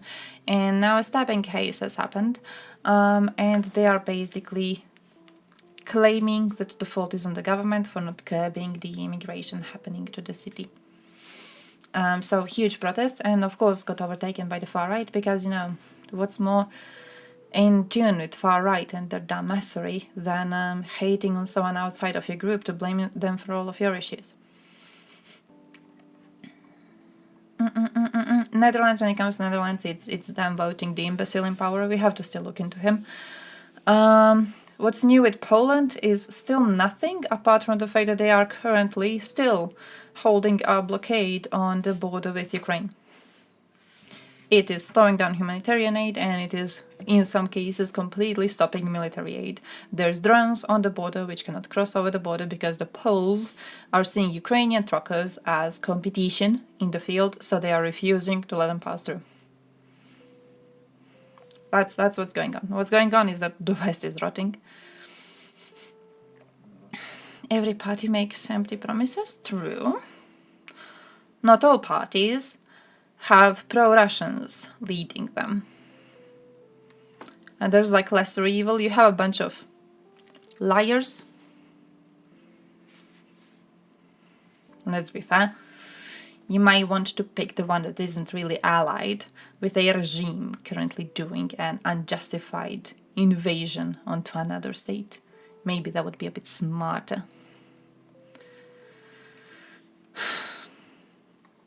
So yeah, but yeah, I do have a bunch of videos saved. I do have a bunch of stuff saved, especially because when it comes to the protest situation, I wasn't really able to look into the situation for too much because I did have work today. So last subject, they didn't know the identity of the perpetrator, and that was that. I also saved one video on Sweden just because I'm also salty about Sweden. I'm very salty about Sweden. Sweden seems to be trying to battle their issue with gang violence currently, but I'm not really certain they're doing it too much. So, hey, we have a whole video on Netherlands. Maybe that. Let's go there. That's the official TLDR newspaper we've made, and which is available to order right. Who's Cream? And some of them avoided answered Cream is peoples, Cream is gods. Now it will be for Westites, define Ukraine. Yeah, basically, like, hey, you show on this map, this is the map, show me the borders of Ukraine. Because, when you are committing to kicking Russia out of Ukrainian borders and you are doing it by basically doing nothing, I'm not really sure how committed you genuinely are. And I think it's fully okay to question that. I think it's for your right to question that. Whole European Union sucks? Kinda. A big part. A big part of us does suck. We can't do shit about it, but We can just kind of hope to get better education, I guess. Right now. On Wednesday, the Netherlands held an election in which only one thing was guaranteed. The country would be getting a new Prime Minister. As Mark Rutte, whose government collapsed over migration in July, I wanted to check something and I announced he would forgot not what. seek re-election after 13 years in power. This created a door of opportunity for parties new and old, and ultimately saw an unprecedented result for the hard-right populist PVV. In this video, we're going to explain the shock results, what just happened, and why government formation looks as complex as ever. Before we start, if you haven't already, please consider subscribing and ringing the bell to stay in the loop and be notified when we release new videos. Let's get straight into the results. Surging into first place is the right-wing Populist Party for Freedom, or PVV, led by Geert Wilders, a long-time player in Dutch politics known for his anti-Islam and anti-immigration views. His manifesto called for a ban on mosques and Qurans, a referendum on leaving the EU, and a whole load of other things. His party ended up on a massive 37 seats, up from the 17 they won at the last election in 2021. In second place, with 25 seats, is the new centre-left Green Labour Alliance, led by Frans Timmermans, former Foreign Minister and the European Commission's ex-climate chief, known for his work on the European Green Deal. With his name recognition, he was considered the best candidate to lead the new alliance, which aimed to revive the long-struggling Dutch left. He campaigned primarily on the issue of climate change, housing affordability, and minority rights. Close behind them, with 24 seats, 10 seats lower than in 2021, is the People's Party for Freedom and Democracy, or VVD, which is the party formerly led by Mark Rutte, which until this year had won every election in the country since 2010. Rutte was succeeded as party leader this year by his Justice Minister Dilan Yeşilgöz Zegerius, who led the VVD into this election, hoping to become the country's first female Prime Minister. She's from a Turkish-Kurdish background and arrived as a child refugee, but is considered further to the right than her predecessor and takes a harder line on migration. Despite framing her campaign as time for a fresh start, it's clear that voters wanted actual change after 13 years. In fourth place with... Yeah, I'm getting confused by this message and I've got no idea what you meant. And now I tried to fact check it and I've got no idea to look at. When you say our pension funds make up half of the European Union total?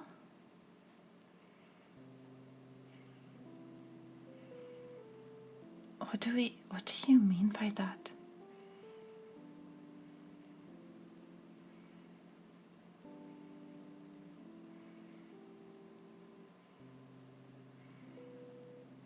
Like, what do we mean by that?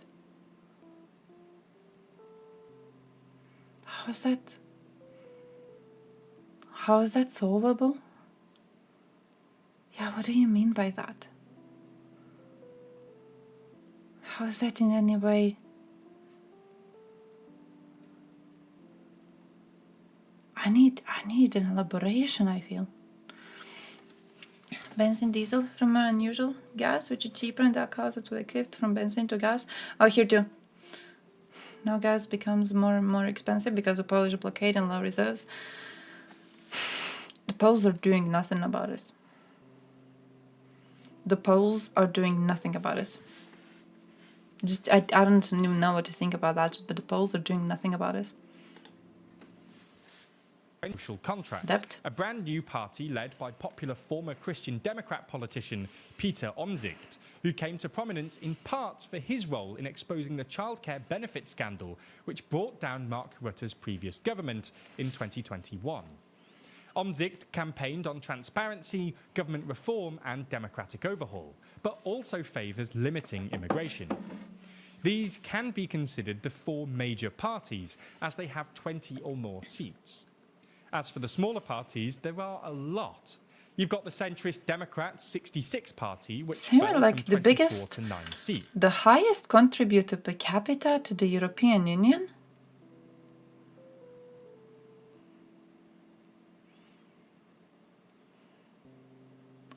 Like, what do you mean?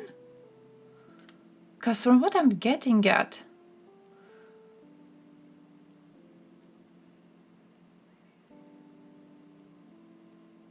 highest net contributions to the European Union budget are Germany and France, and then it's the Netherlands.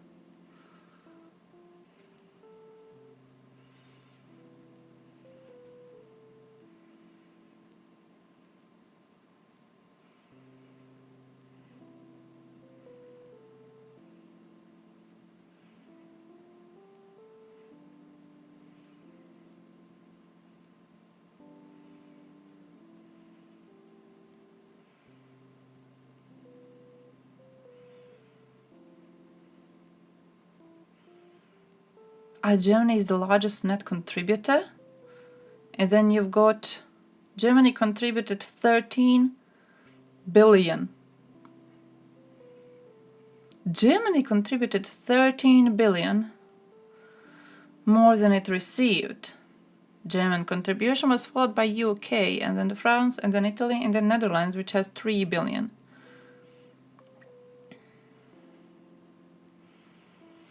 And then the highest per capita contributions are Netherlands, Sweden, and Germany.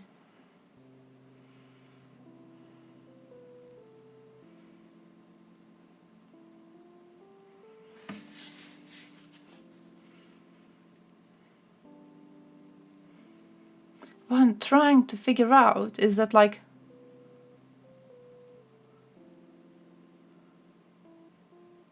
you agree with his idea of being against the European Union? Is that what we are getting at with these 2 points? Because, like, I'm losing what was the point of any of that otherwise.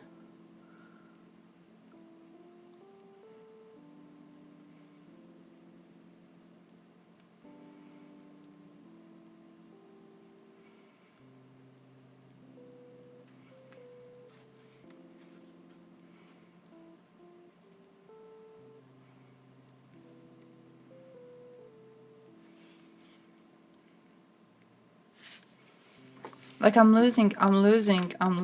Where was the, how is any of this going to be changed by his government in the first place? But also I'm losing the pension fund's importance part itself.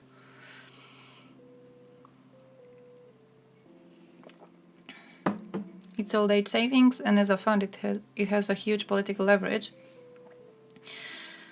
Because Netherlands can decide where to invest in. Okay, but, like, what does that have to do with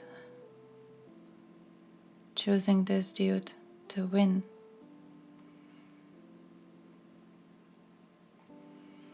They want to leave. It's gonna be like the Brits. Gonna be like the Brits. I mean, good luck. Maybe Hungary also leaves. Maybe Hungary also leaves. So I feel Hungary is going to be an interesting, how to say it, test on our own land. I'm kind of hoping that they leave, actually. I'm kind of hoping that they leave. They're going to be a great show of what happens to your country when you leave European Union. Yeah, just... Brexit was fucking crap. And you're okay with... I'm not getting any of this. I'm not getting any of this. Hungary should have been booted out of any funds immediately. The fact we have to work around... The fact that we have to say it, we have to, like, come out in the public and we have to be like, hey guys, we are thinking of strategies to give aid despite the fact Hungary is going to block it. The fact we have to say that is embarrassing. You know, the fact we have to look at it and just acknowledge it. Be like, yeah, these clowns are trying to lead us around. And we have had to figure out a way to not allow them to lead us around. What are we doing?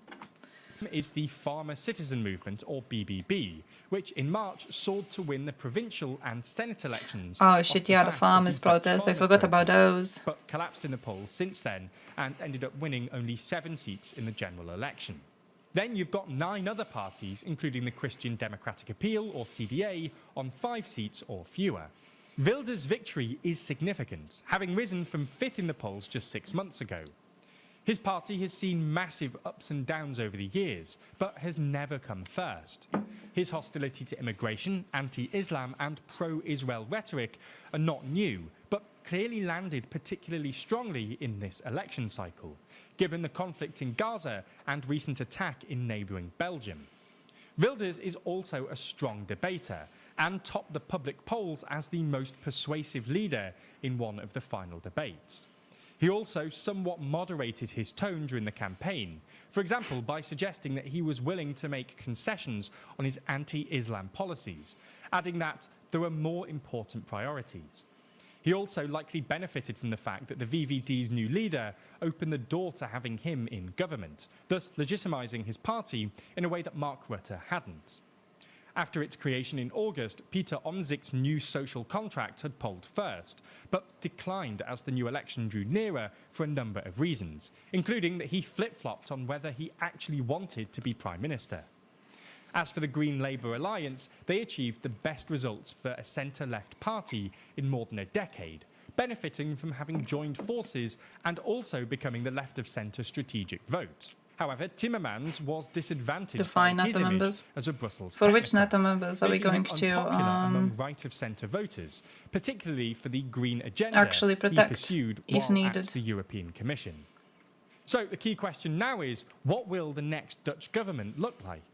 Well, the parliamentary arithmetic looks pretty difficult, mainly because Wilders' PVV has long been very contentious, and ahead of the election the other major parties had expressed their reluctance to, or ruled out, entering government with him. But having come first by a significant margin, it's hard to see how a coalition could form without the PVV, and as Wilders himself said, his party had become too big to ignore. Perhaps the most plausible outcome is a right-wing coalition led by the PVV, including the VVD and New Social Contract, which together would have 81 seats, 5 more than the 76 required for a majority in the 150-seat lower chamber. Bro. Unlike her predecessor, Mark Rutte, VVD leader Dylan Yeşilgöz had said that she'd be willing to enter coalition talks with the PVV, Great. but would not go into government with Geert Wilders as Prime Minister. But after the exit poll, she didn't explicitly rule this out, choosing only to say that this was now Wilders' job to try and find a majority. It was easy to rule it out before. That he'd be able to, adding that her party would have to weigh things carefully.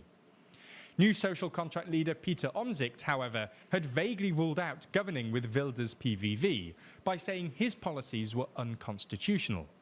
But after the exit poll came out, Wilders clearly tried to address this by acknowledging that we should not take any measures that would be unconstitutional.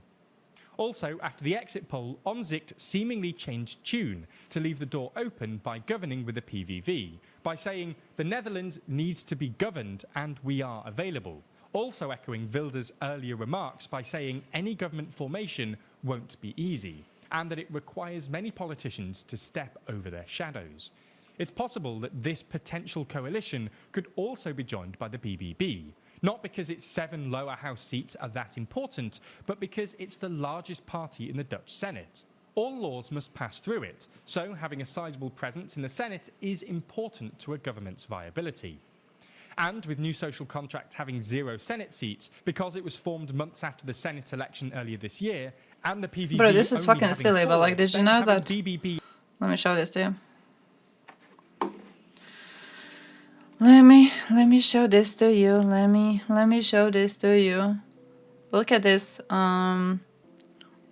fucking difference in EU budgeting. I had no idea it was this low. I mean, no, I did, yeah, it's fucking low. When you look at the amount of cash money we pay as percentage of our GDP. Here it is, EU budget contributions, receipts as percent of GDP. This is a list for 2017, right? But check this out. For Netherlands, it's 0.47% of its GDP. For Germany, and then Sweden and UK, 0.32%. You know who pays the most? Fucking Lithuania. Fucking Lithuania, almost 3. Is it that getting? No, that's them getting it. They get like 3%. How much is their GDP even? How the fuck is it like... Whoa, where's Croatia? We're getting like 0.7% of our GDP in European Union contribution, right? That's what it means. The same as Belgium is getting. How does that make any sense? We're not even close. Like when it comes to our usual GDP, we were supposed to be. We always say that we are getting the most out of European Union when compared to similar countries. But when I look at it, it's like a lot of potential is going unused. Why is it going unused? Bro, freeloaders? Shit freeloaders too. 0.7%. Approximately, maybe even less. 0.5? Getting nothing.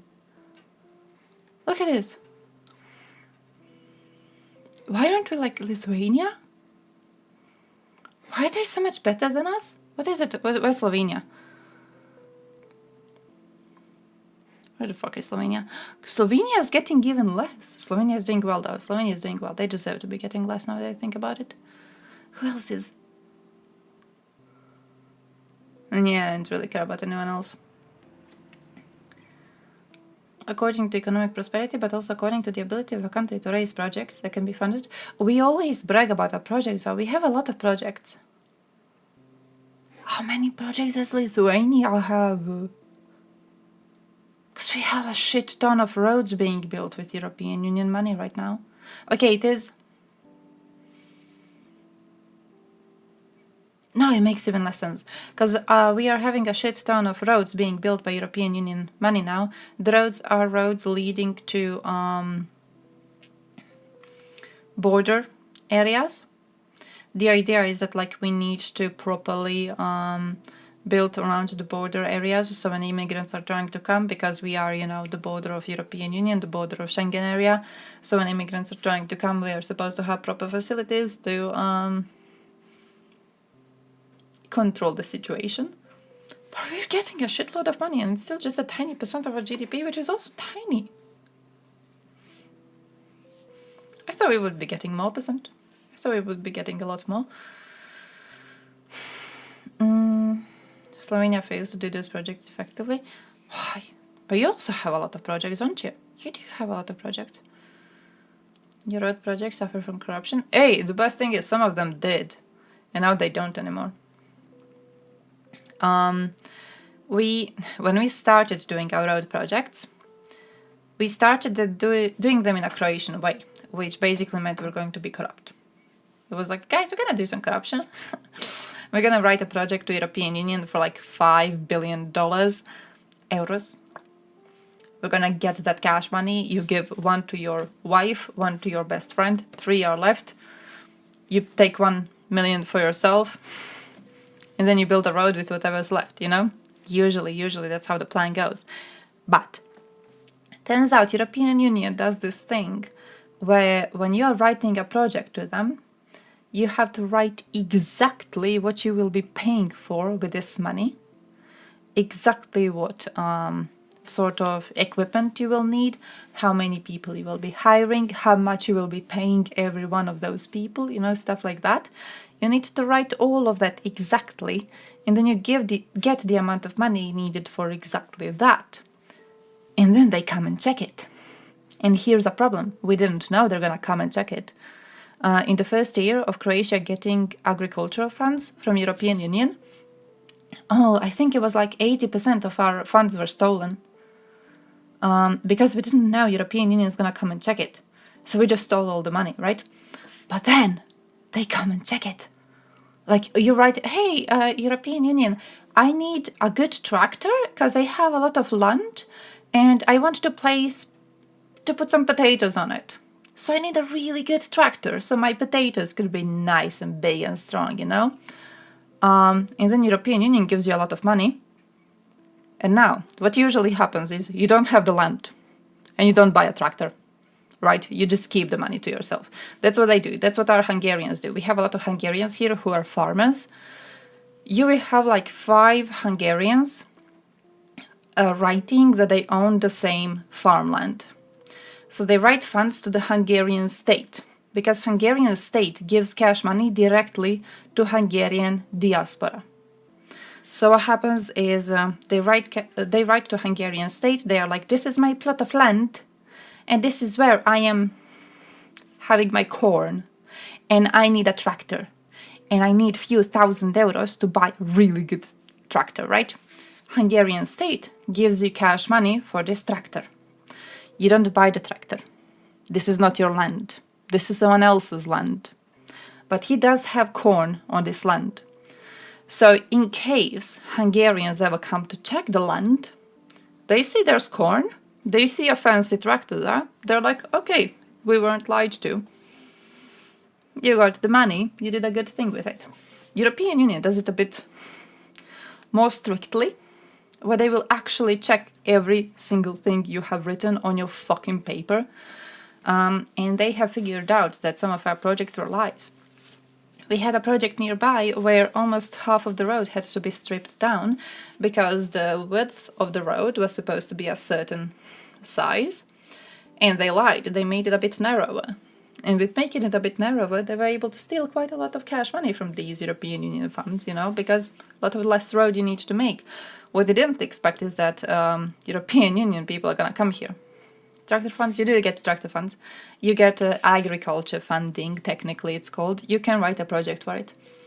I know you can write a project for it. I know people who have written projects for it. Usually what you do is you're like, hey, I want to be producing this thing. There's a big demand for this, for whatever. There's a big demand. I need a tractor to do this thing efficiently. Here is how much money I'm currently earning with my production of potatoes. Here's how much money I'm currently making, and here's how efficient I am. You give me money for this tractor, and I'm going to be able to do my job this better, so more efficiently, plus I will be making this much more money. And because the demand on the market is really, really high for potatoes, because no one has them right now in this world, I'm imagining, you need me. So what European Union does is European Union goes, yeah, okay, I'll give you money for this tractor. And what you have to do then is you have to have a little writing on the side that says this tractor was bought by European Union funds. Mostly people write it for like a wider agriculture business project. So it's like you write you want one tractor, you want a silos to keep your shit in, you want a bunch of tools, you write all of that in, you want few workers to be working in this business, agriculture business, you write that too. You write them a project for all of this. For 2 years, you have to keep on producing your potatoes. For 2 years, or like, it depends on the project. Sometimes they release them for longer, sometimes for shorter. The average time is like 2 years that you have to keep your project going. Yeah, European Union gives money for tractors. You can write a tractor as your expense. Belarus are still okay. You can get you can write a project for anything. It depends on whether they are going to allow it. I got educated in this. Okay, I had a formal education in European Union projects. What is important that you have is a proper analysis of the market around you. So how many people are your competitors? What are they not doing that you plan to be doing better? How many people will you be hiring? How this is going to affect? They basically told us if we are going to write something for agriculture, you want to write that you are going to be boosting local economy and stuff like that in order to, you know, make them care about your words a little bit more. If every farmer would apply for an European Union tractor, the amount of applications would overcome any bureaucracy. Actually, it's working okay so far. Like, we had a thing now, I don't know how much you know about Croatian pig flu situation. Is it African pig flu? I think they have them like per country basis. Not really sure who picks which projects to allow. But African swine fever, okay, I was close. We had a case of African swine fever in Croatia. Basically, a bunch of our swine got a fever.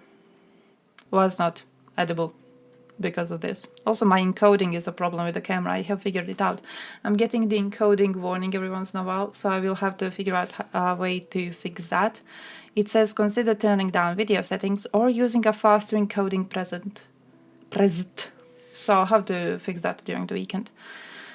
But yeah, we had a case of African swine fever. Now, Croatia is a big country. Just uploading this. Croatia is really, really big in producing pig pork products. So think of bacon. We are really, really big bacon eaters, okay? So when this has happened, it has been a huge chaos in Croatia because suddenly we have a lot of tiny producers who have like few swine on their property, and they were not allowed to have a few swine on their property anymore because the fever was going around. What you could do is you could apply to European Union, so European Union would give you funding. What would happen is they would put you to the, how did we call it? It's not level. It's not level. There's another word they want to put. But basically, level number 3. Call it like that. Level number 3 producer. So what would happen is you would write to European Union that you need their funds because you are a small producer of pork in a country which consumes quite a lot of pork. So you need help from European Union to bring your swine keeping facilities into proper situation so you are safe from the African swine fever, and in that case so you can keep on producing because you are really important for local economy. We had a lot of businesses writing this in the last year and a lot of small tiny producers getting funds. Bureaucratically, possibly a nightmare. I am not sure who approves of this. I am not sure how many people are employed in reading all of this shit. It has to be a lot because a lot of our people were sending requests and a lot of them got their requests granted very, very quickly. So there has to be like a way to fast track these or something. That has to be a way to do it. But usually what you do is they organize it's not a competition. The word is not a competition. But what they will do is they will organize a certain thing to be receiving projects for, and you write a project for that. So there's a specific time of the year when you're supposed to be sending in your agriculture projects. This is where you send in your tractor shit. So there's a specific time and a specific, like, for example, a month. And in this month, you are supposed to be sending your agriculture shit. We had, I think it was a month recently also, to send the house insulation projects. So if you wanted to get a new roof, new windows, new doors, better house insulation, you wanted to send the project during this month, and then the project would be looked at. So usually I think they control the input a bit by controlling what topic the projects are on. But yeah, it's working. It would be very useful. The party's leader said Geert Wilders cannot ignore us, adding that she's 100% confident that we will get into government. Ooh. If attempts to form a right-wing coalition fail, then there is an outside possibility of a broad coalition, excluding the PVV. If you combine the seats of the Green Labour Alliance, the VVD, New Social Contract, and D66, then you get 78 seats, enough for a majority. But there's all sorts of reasons why negotiations to form this government would be very tricky, not least because the Green Labour Alliance and the VVD have very different platforms and made those differences a key part of both of their campaigns. Oh shit. So what happens now? Well, the newly elected lawmakers will meet on Friday and appoint an informateur, usually a respected veteran politician who will then work behind the scenes, discussing with each party to explore the various options for a new government. Eventually, proper negotiations on the most plausible coalition can start, beginning what's expected to be a long process. In the meantime, Mark Rutte will remain caretaker Prime Minister and will have to hold off his retirement plans until a new government forms.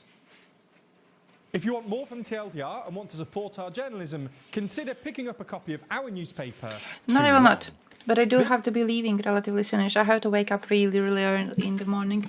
I am working morning shift again. It is not doing too well. It is not doing too well at all. I'm going to sleep. Do you have a saying? We have a saying here, which is like, I'm going to sleep like a chicken. Because you know chicken, you know how chicken function is that when it gets a little bit dark, they go to sleep. I went to sleep yesterday at 11 in the evening. I have never gone to sleep that early.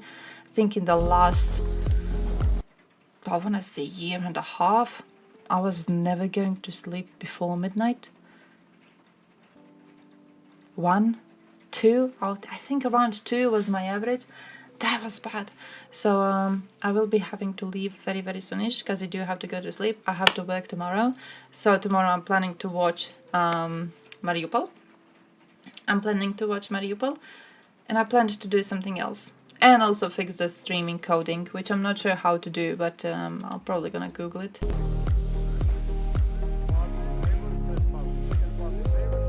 More effective, more democratic. Ooh.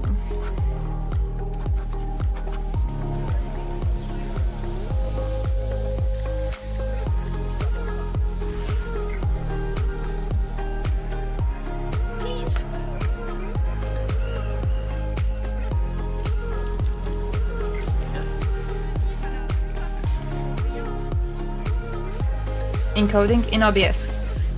OBS down. It's usually when I open a new... Oh, here, now. Encoding overloaded. Happened now recently when I opened a new tab. And I don't even have that many tabs open. Here's what I'm blaming it on, okay?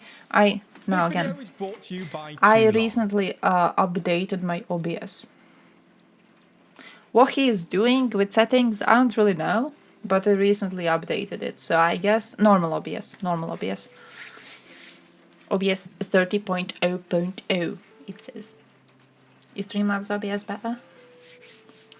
I've tried that one out once. And then someone told me the normal one is better, so I got the normal one. That was like years ago. that was years ago. Russia, Belarus, no comment. Poland, Slovakia, Hungary, sucking Russian cock. Oh, Poland pretends to be Russophobic. Yeah, kind of sad though. I need to ask Slippers about this. I need to be like, Slippers, help. Slippers, why are you not protesting at the border? Slippers, why am I not seeing your face there? Pushing the trucks over so Ukrainian trucks can pass. Slippers. Territorial dispute, Moldova, Transnistria. Look, you border us in our hearts, and we like you very much, okay? But yeah, it just sucks. It just sucks. All of this fucking sucks. And the worst thing is that it's gonna get worse. I don't see anything of this getting better. Like, Poles are doing nothing. It surprises me so much. Poles are doing nothing.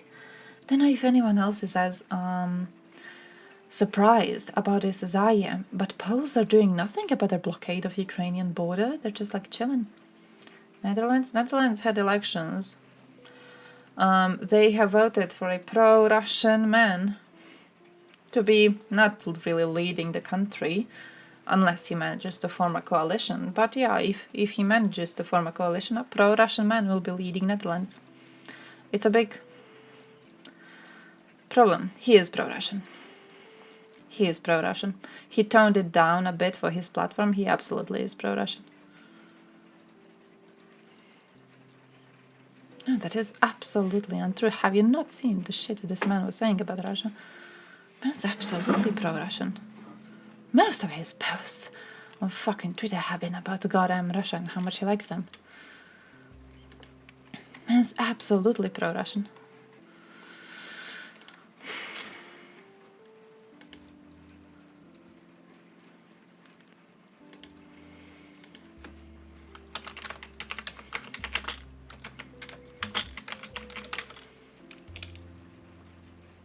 Oh, come on. Load.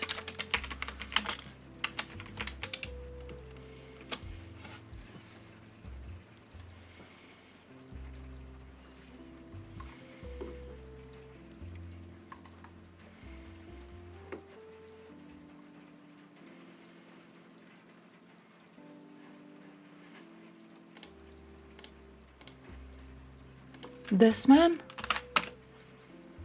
He wants peace. Define that. Define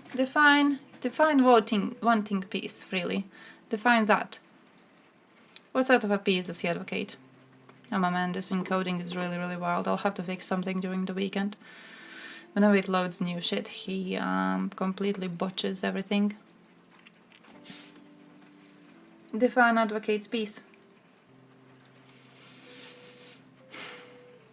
Peace is normally pro-Russian sentiment. Peace usually means, hey, what I want to do is I want to force Ukraine to have negotiations with a state that attacked it and invaded it. I want Ukraine to be forced to have negotiations with this state, and I want Ukraine to give up a part of its territory, because I'm stupid enough to think that if Russian aggression is rewarded, they will magically go peaceful. Even though they didn't do that when we rewarded their aggression on Georgia, and they didn't stop when we rewarded their aggression on Chechens, this time they are going to stop. This time for sure. What do you mean before the MH17 investigation? By the way, it was known who shot down MH17 immediately when it happened. There were no goddamn doubts about who shot down MH17. Peace is not absent war, but absent Moscow. Fucking based. Fucking based. No, it's a goddamn horrible situation. I'm trying to find the dude. Should do a proper little post. I feel like as much as I'm bitching about that dude, we're probably gonna have a lot of Wilders defenders popping into the chat. I feel like I'll need to have a proper playlist of his shit. In 2016, Wilders described Putin as true patriot and an ally in the war against Islamic terrorism. 2016, he opposed the association agreement between the European Union and Ukraine. What do you mean this photo was before the war? When did the war start?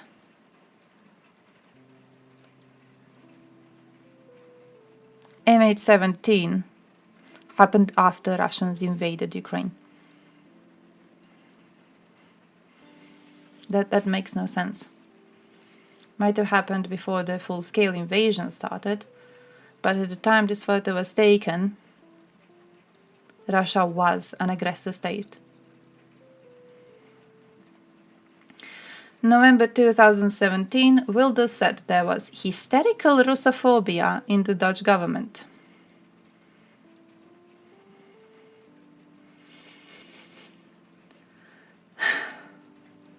In 2018, 4 years after Russia's annexation of Crimea, Wilders traveled to Moscow, met with senior Russian officials in the Duma. His trip sparked sharp criticism among relatives of Dutch victims of the MH17 disaster. On 27 February 2018, so right after this, he tweeted, "Russia, Moscow, Duma. Stop Russophobia. It's time for realpolitik. Partnership instead of enmity." 2022, 24th February, Wilders tweeted, "Do not let Dutch households pay the price for a war that is not ours." What do you mean not pro-Russian? What do you mean not pro-Russian? He's absolutely pro-Russian. He argued against military aid to Ukraine? Wilders and PVV backed an unsuccessful motion to declare Dutch neutrality in February 2022 and to end sanctions on Russia in June 2022. What do we mean not pro-Russian?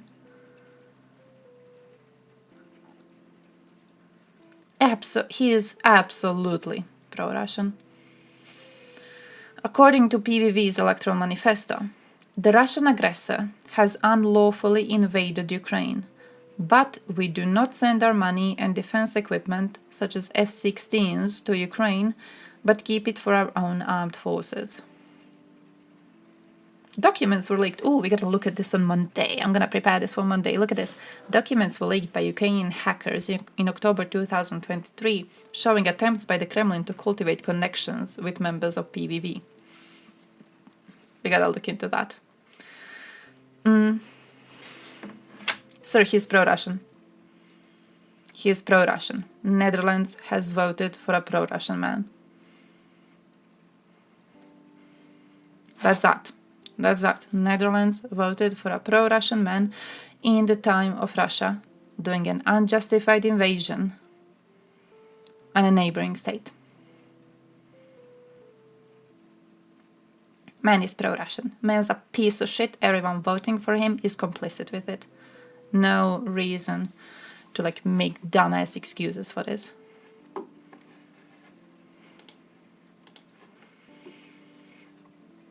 Because someone... Yes, if you refuse to help a country defending itself against an unjustified invasion, if you want to end sanctions against the country doing the invasion, you're fucking pro-Russian. He wanted to stop sanctions against Russia.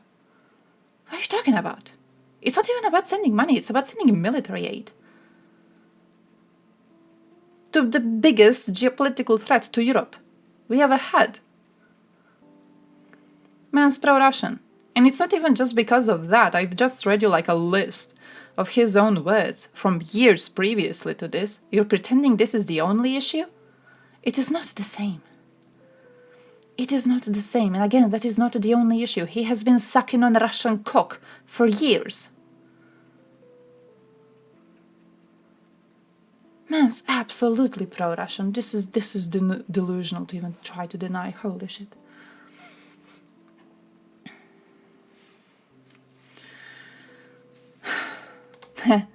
Russians were imperial Nazi patches.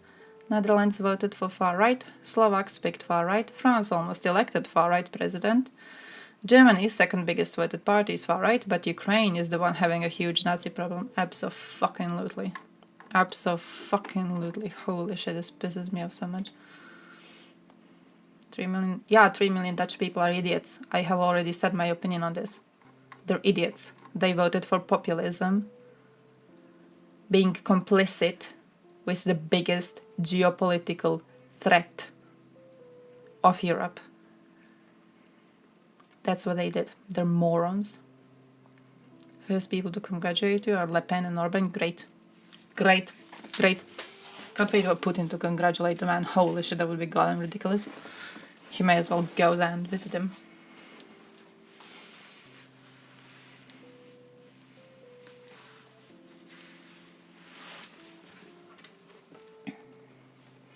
Absolutely ridiculous. But, yeah. Have to end the stream soon. Have to go to sleep. I'm working morning shift tomorrow, so on Monday I'm going to try to find you. I'm not trying to convince you. It's 2023, my dude. 2023. You have all of the information available to you online. I'm not trying to convince you. If you are complicit with a regime doing an unjustified invasion onto a neighboring country, followed by genocidal intent, if you are complicit by that, and complicit with voting for a man supporting the mentioned regime, that would be wasting time trying to convince you. This is something that people have to fix themselves. I can't make trash into a person, and I'm not here to do that.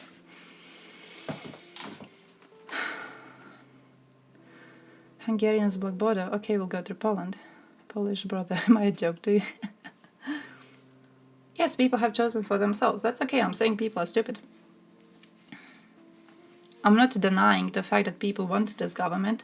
I'm saying people are imbeciles for voting for it. Yeah, no, it's not just how they see it. It's the correct view. It is the correct view. The government is the mirror of the people. Government is the mirror of the people. The politicians you have are the politicians that your nation deserves. This is true for all countries which are proper democracies, Netherlands being one of them.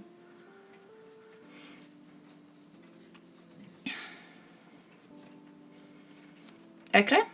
Damn. You guys doing interestingly.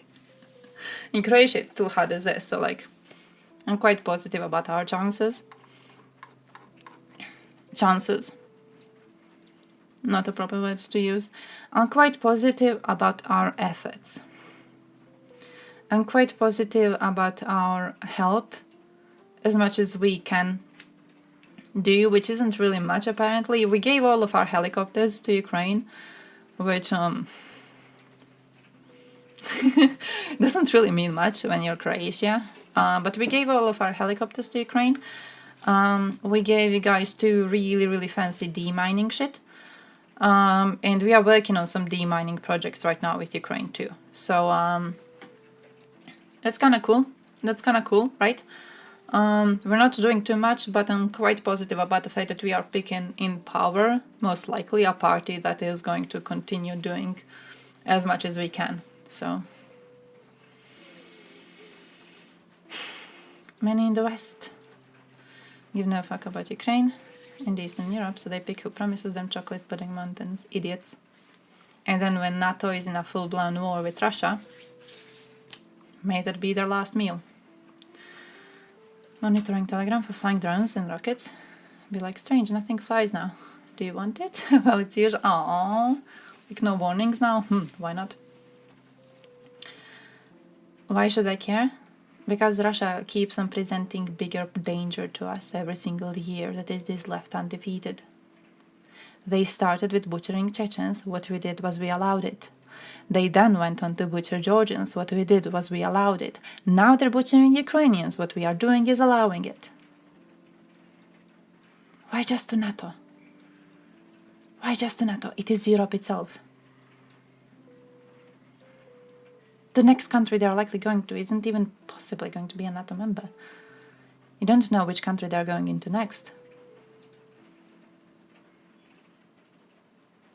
What we do know is that there's a big possibility of them starting something in Balkans. We already had Serbia attacking Kosovo.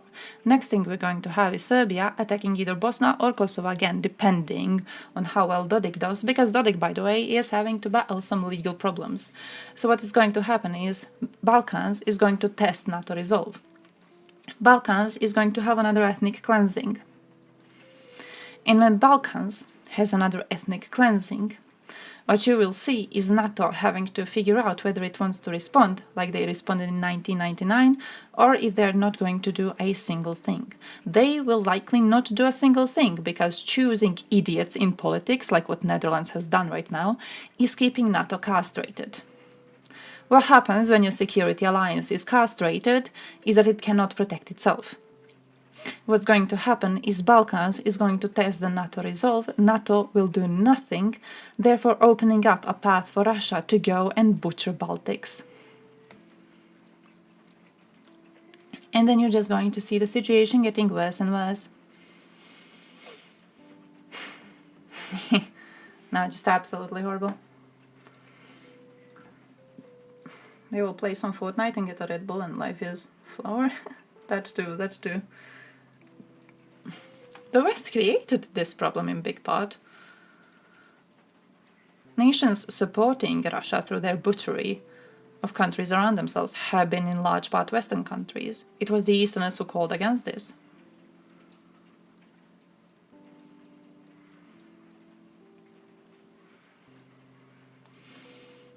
This is a World War III, my dude. You're going through World War III right now. And the best case is, we could finish it, realistically, by just sending weapons. By just fucking sending weapons.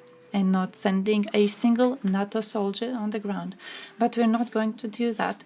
And then when Russia enters Baltics and goes and butchers people in Baltic states, what you will have to hear from Westerners is going to be the idea that they can't go help the Baltics because Baltics are tiny in the first place. Baltics are tiny states and they are hard to defend. And also there's always a threat of a nuke from Russia, right?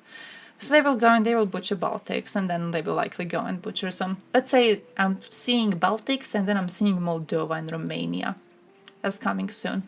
And what you will see then is you will get closer and closer to a war in the West. And what we will do is gonna be nothing until the danger comes so close to Westerners that they have no choice but to react. And then it's going to be very fucking late if you want to avoid civilians of your own countries. Poland, surprisingly strong. Poland's not going to be next. Poland's not going to be next. I'm definitely seeing Baltics, then Moldova, Romania. Not seeing Poland. Poland is too strong.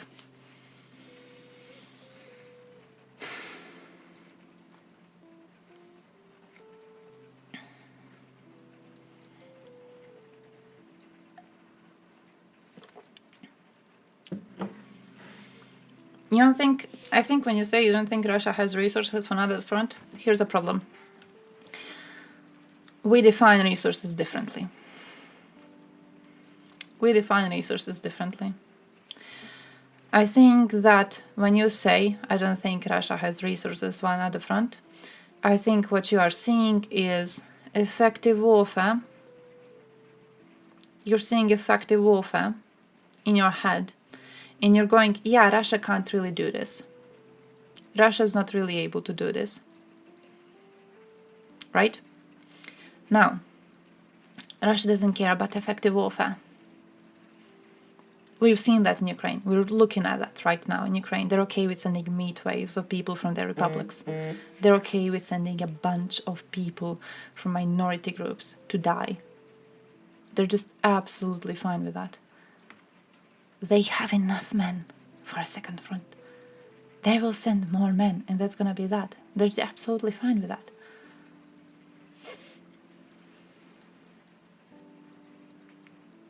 We're talking about a situation in which Ukraine is, well, Ukraine meets the ending that Wilders and people like him would like for Ukraine, which is it being fully controlled by Russia.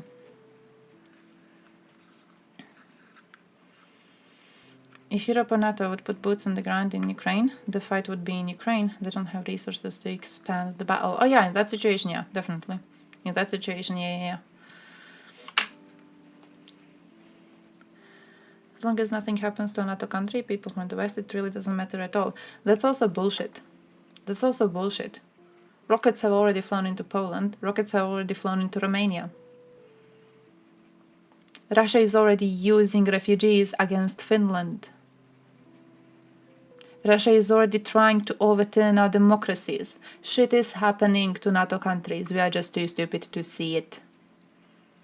Russia literally funded Le Pen's campaign. Russia funded a whole political party in Croatia. We have evidence of them organizing protests and counter-protests in Western states. For fuck's sake, who remembers that time in USA? They organized a protest for Muslims and then protest against Muslims at the same time, at the same place, encouraging people to bring guns. Russia's already doing shit to NATO countries.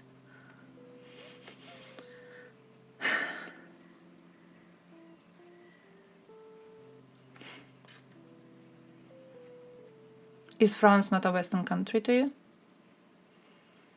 What do you think is a Western country? Is USA not a Western country to you?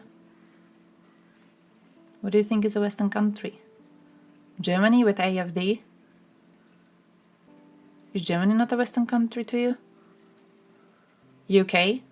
Is UK not a Western country to you?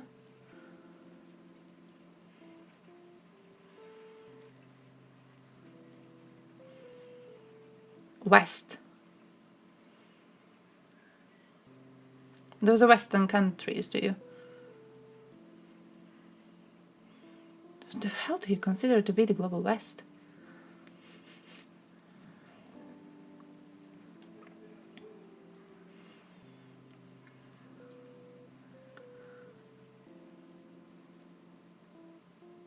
Those are not true for either Poland or Romania. But like, what? Western country is that? My dude. 64% of the public wants Ukraine in the multinational military alliance. Almost half of this group believes that the country should also be allowed to join NATO if the war with Russia has not yet ended. Only 15% of respondents are against Ukraine joining NATO under all circumstances. 64 is relatively low, but like 50% being against. Promising? A bit low, but promising.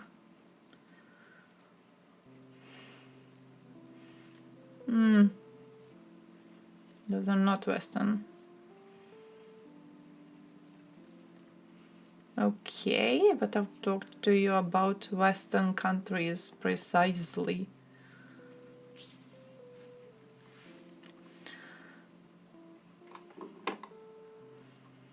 They are directly affected. They are directly affected right now. This shit we're watching it, this is the direct result of us previously looking at Russia butchering Chechens and saying we are not affected. Russia is killing Chechens right now. This doesn't affect us, let's allow it. Oh, Russia is butchering Georgians right now. This isn't going to affect us, let's allow it. Oh, Russia is butchering Ukrainians right now. Well, now we got actual problems with trade. Now we got trade disruptions. Now we got global hunger happening because Ukrainian grain cannot reach the places where it's supposed to go. Now we got a new wave of refugees, followed by another wave of refugees. Why do you think all the Syrians are leaving Syria? Who do you think is bombing them? I've literally just told you about examples of France, Germany, and England all being influenced by Russia. The fuck are you talking about? Le Pen personally admitted her campaign to be the president of France has been funded by Russians. What are you talking about?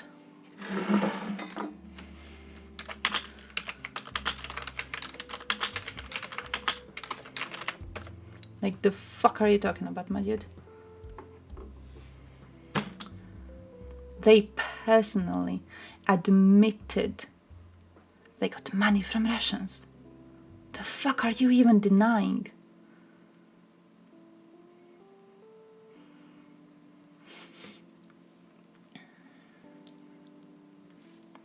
Putin already solved a lot of these issues. He sent Wagner to Africa, you know? So I'm guessing with Wagner presence there, knowing how Wagner treats civilians, surely the problem of hunger in Africa is gonna get really, really low soon, because Wagner is there gonna butcher everyone they find. Can't have hungry people if you have no people at all. You can just sledgehammer all of them. Not all major parties receive funding from states engaged in attacks on their neighbors. Usually, when you get funding from another state, what you are is a foreign agent. Usually that is how that works.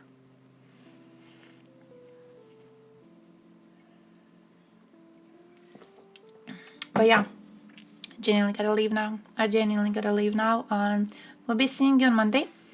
I will be looking into the Dutch idiot, and we'll be compiling more reasons to spit on him and everyone who voted for him.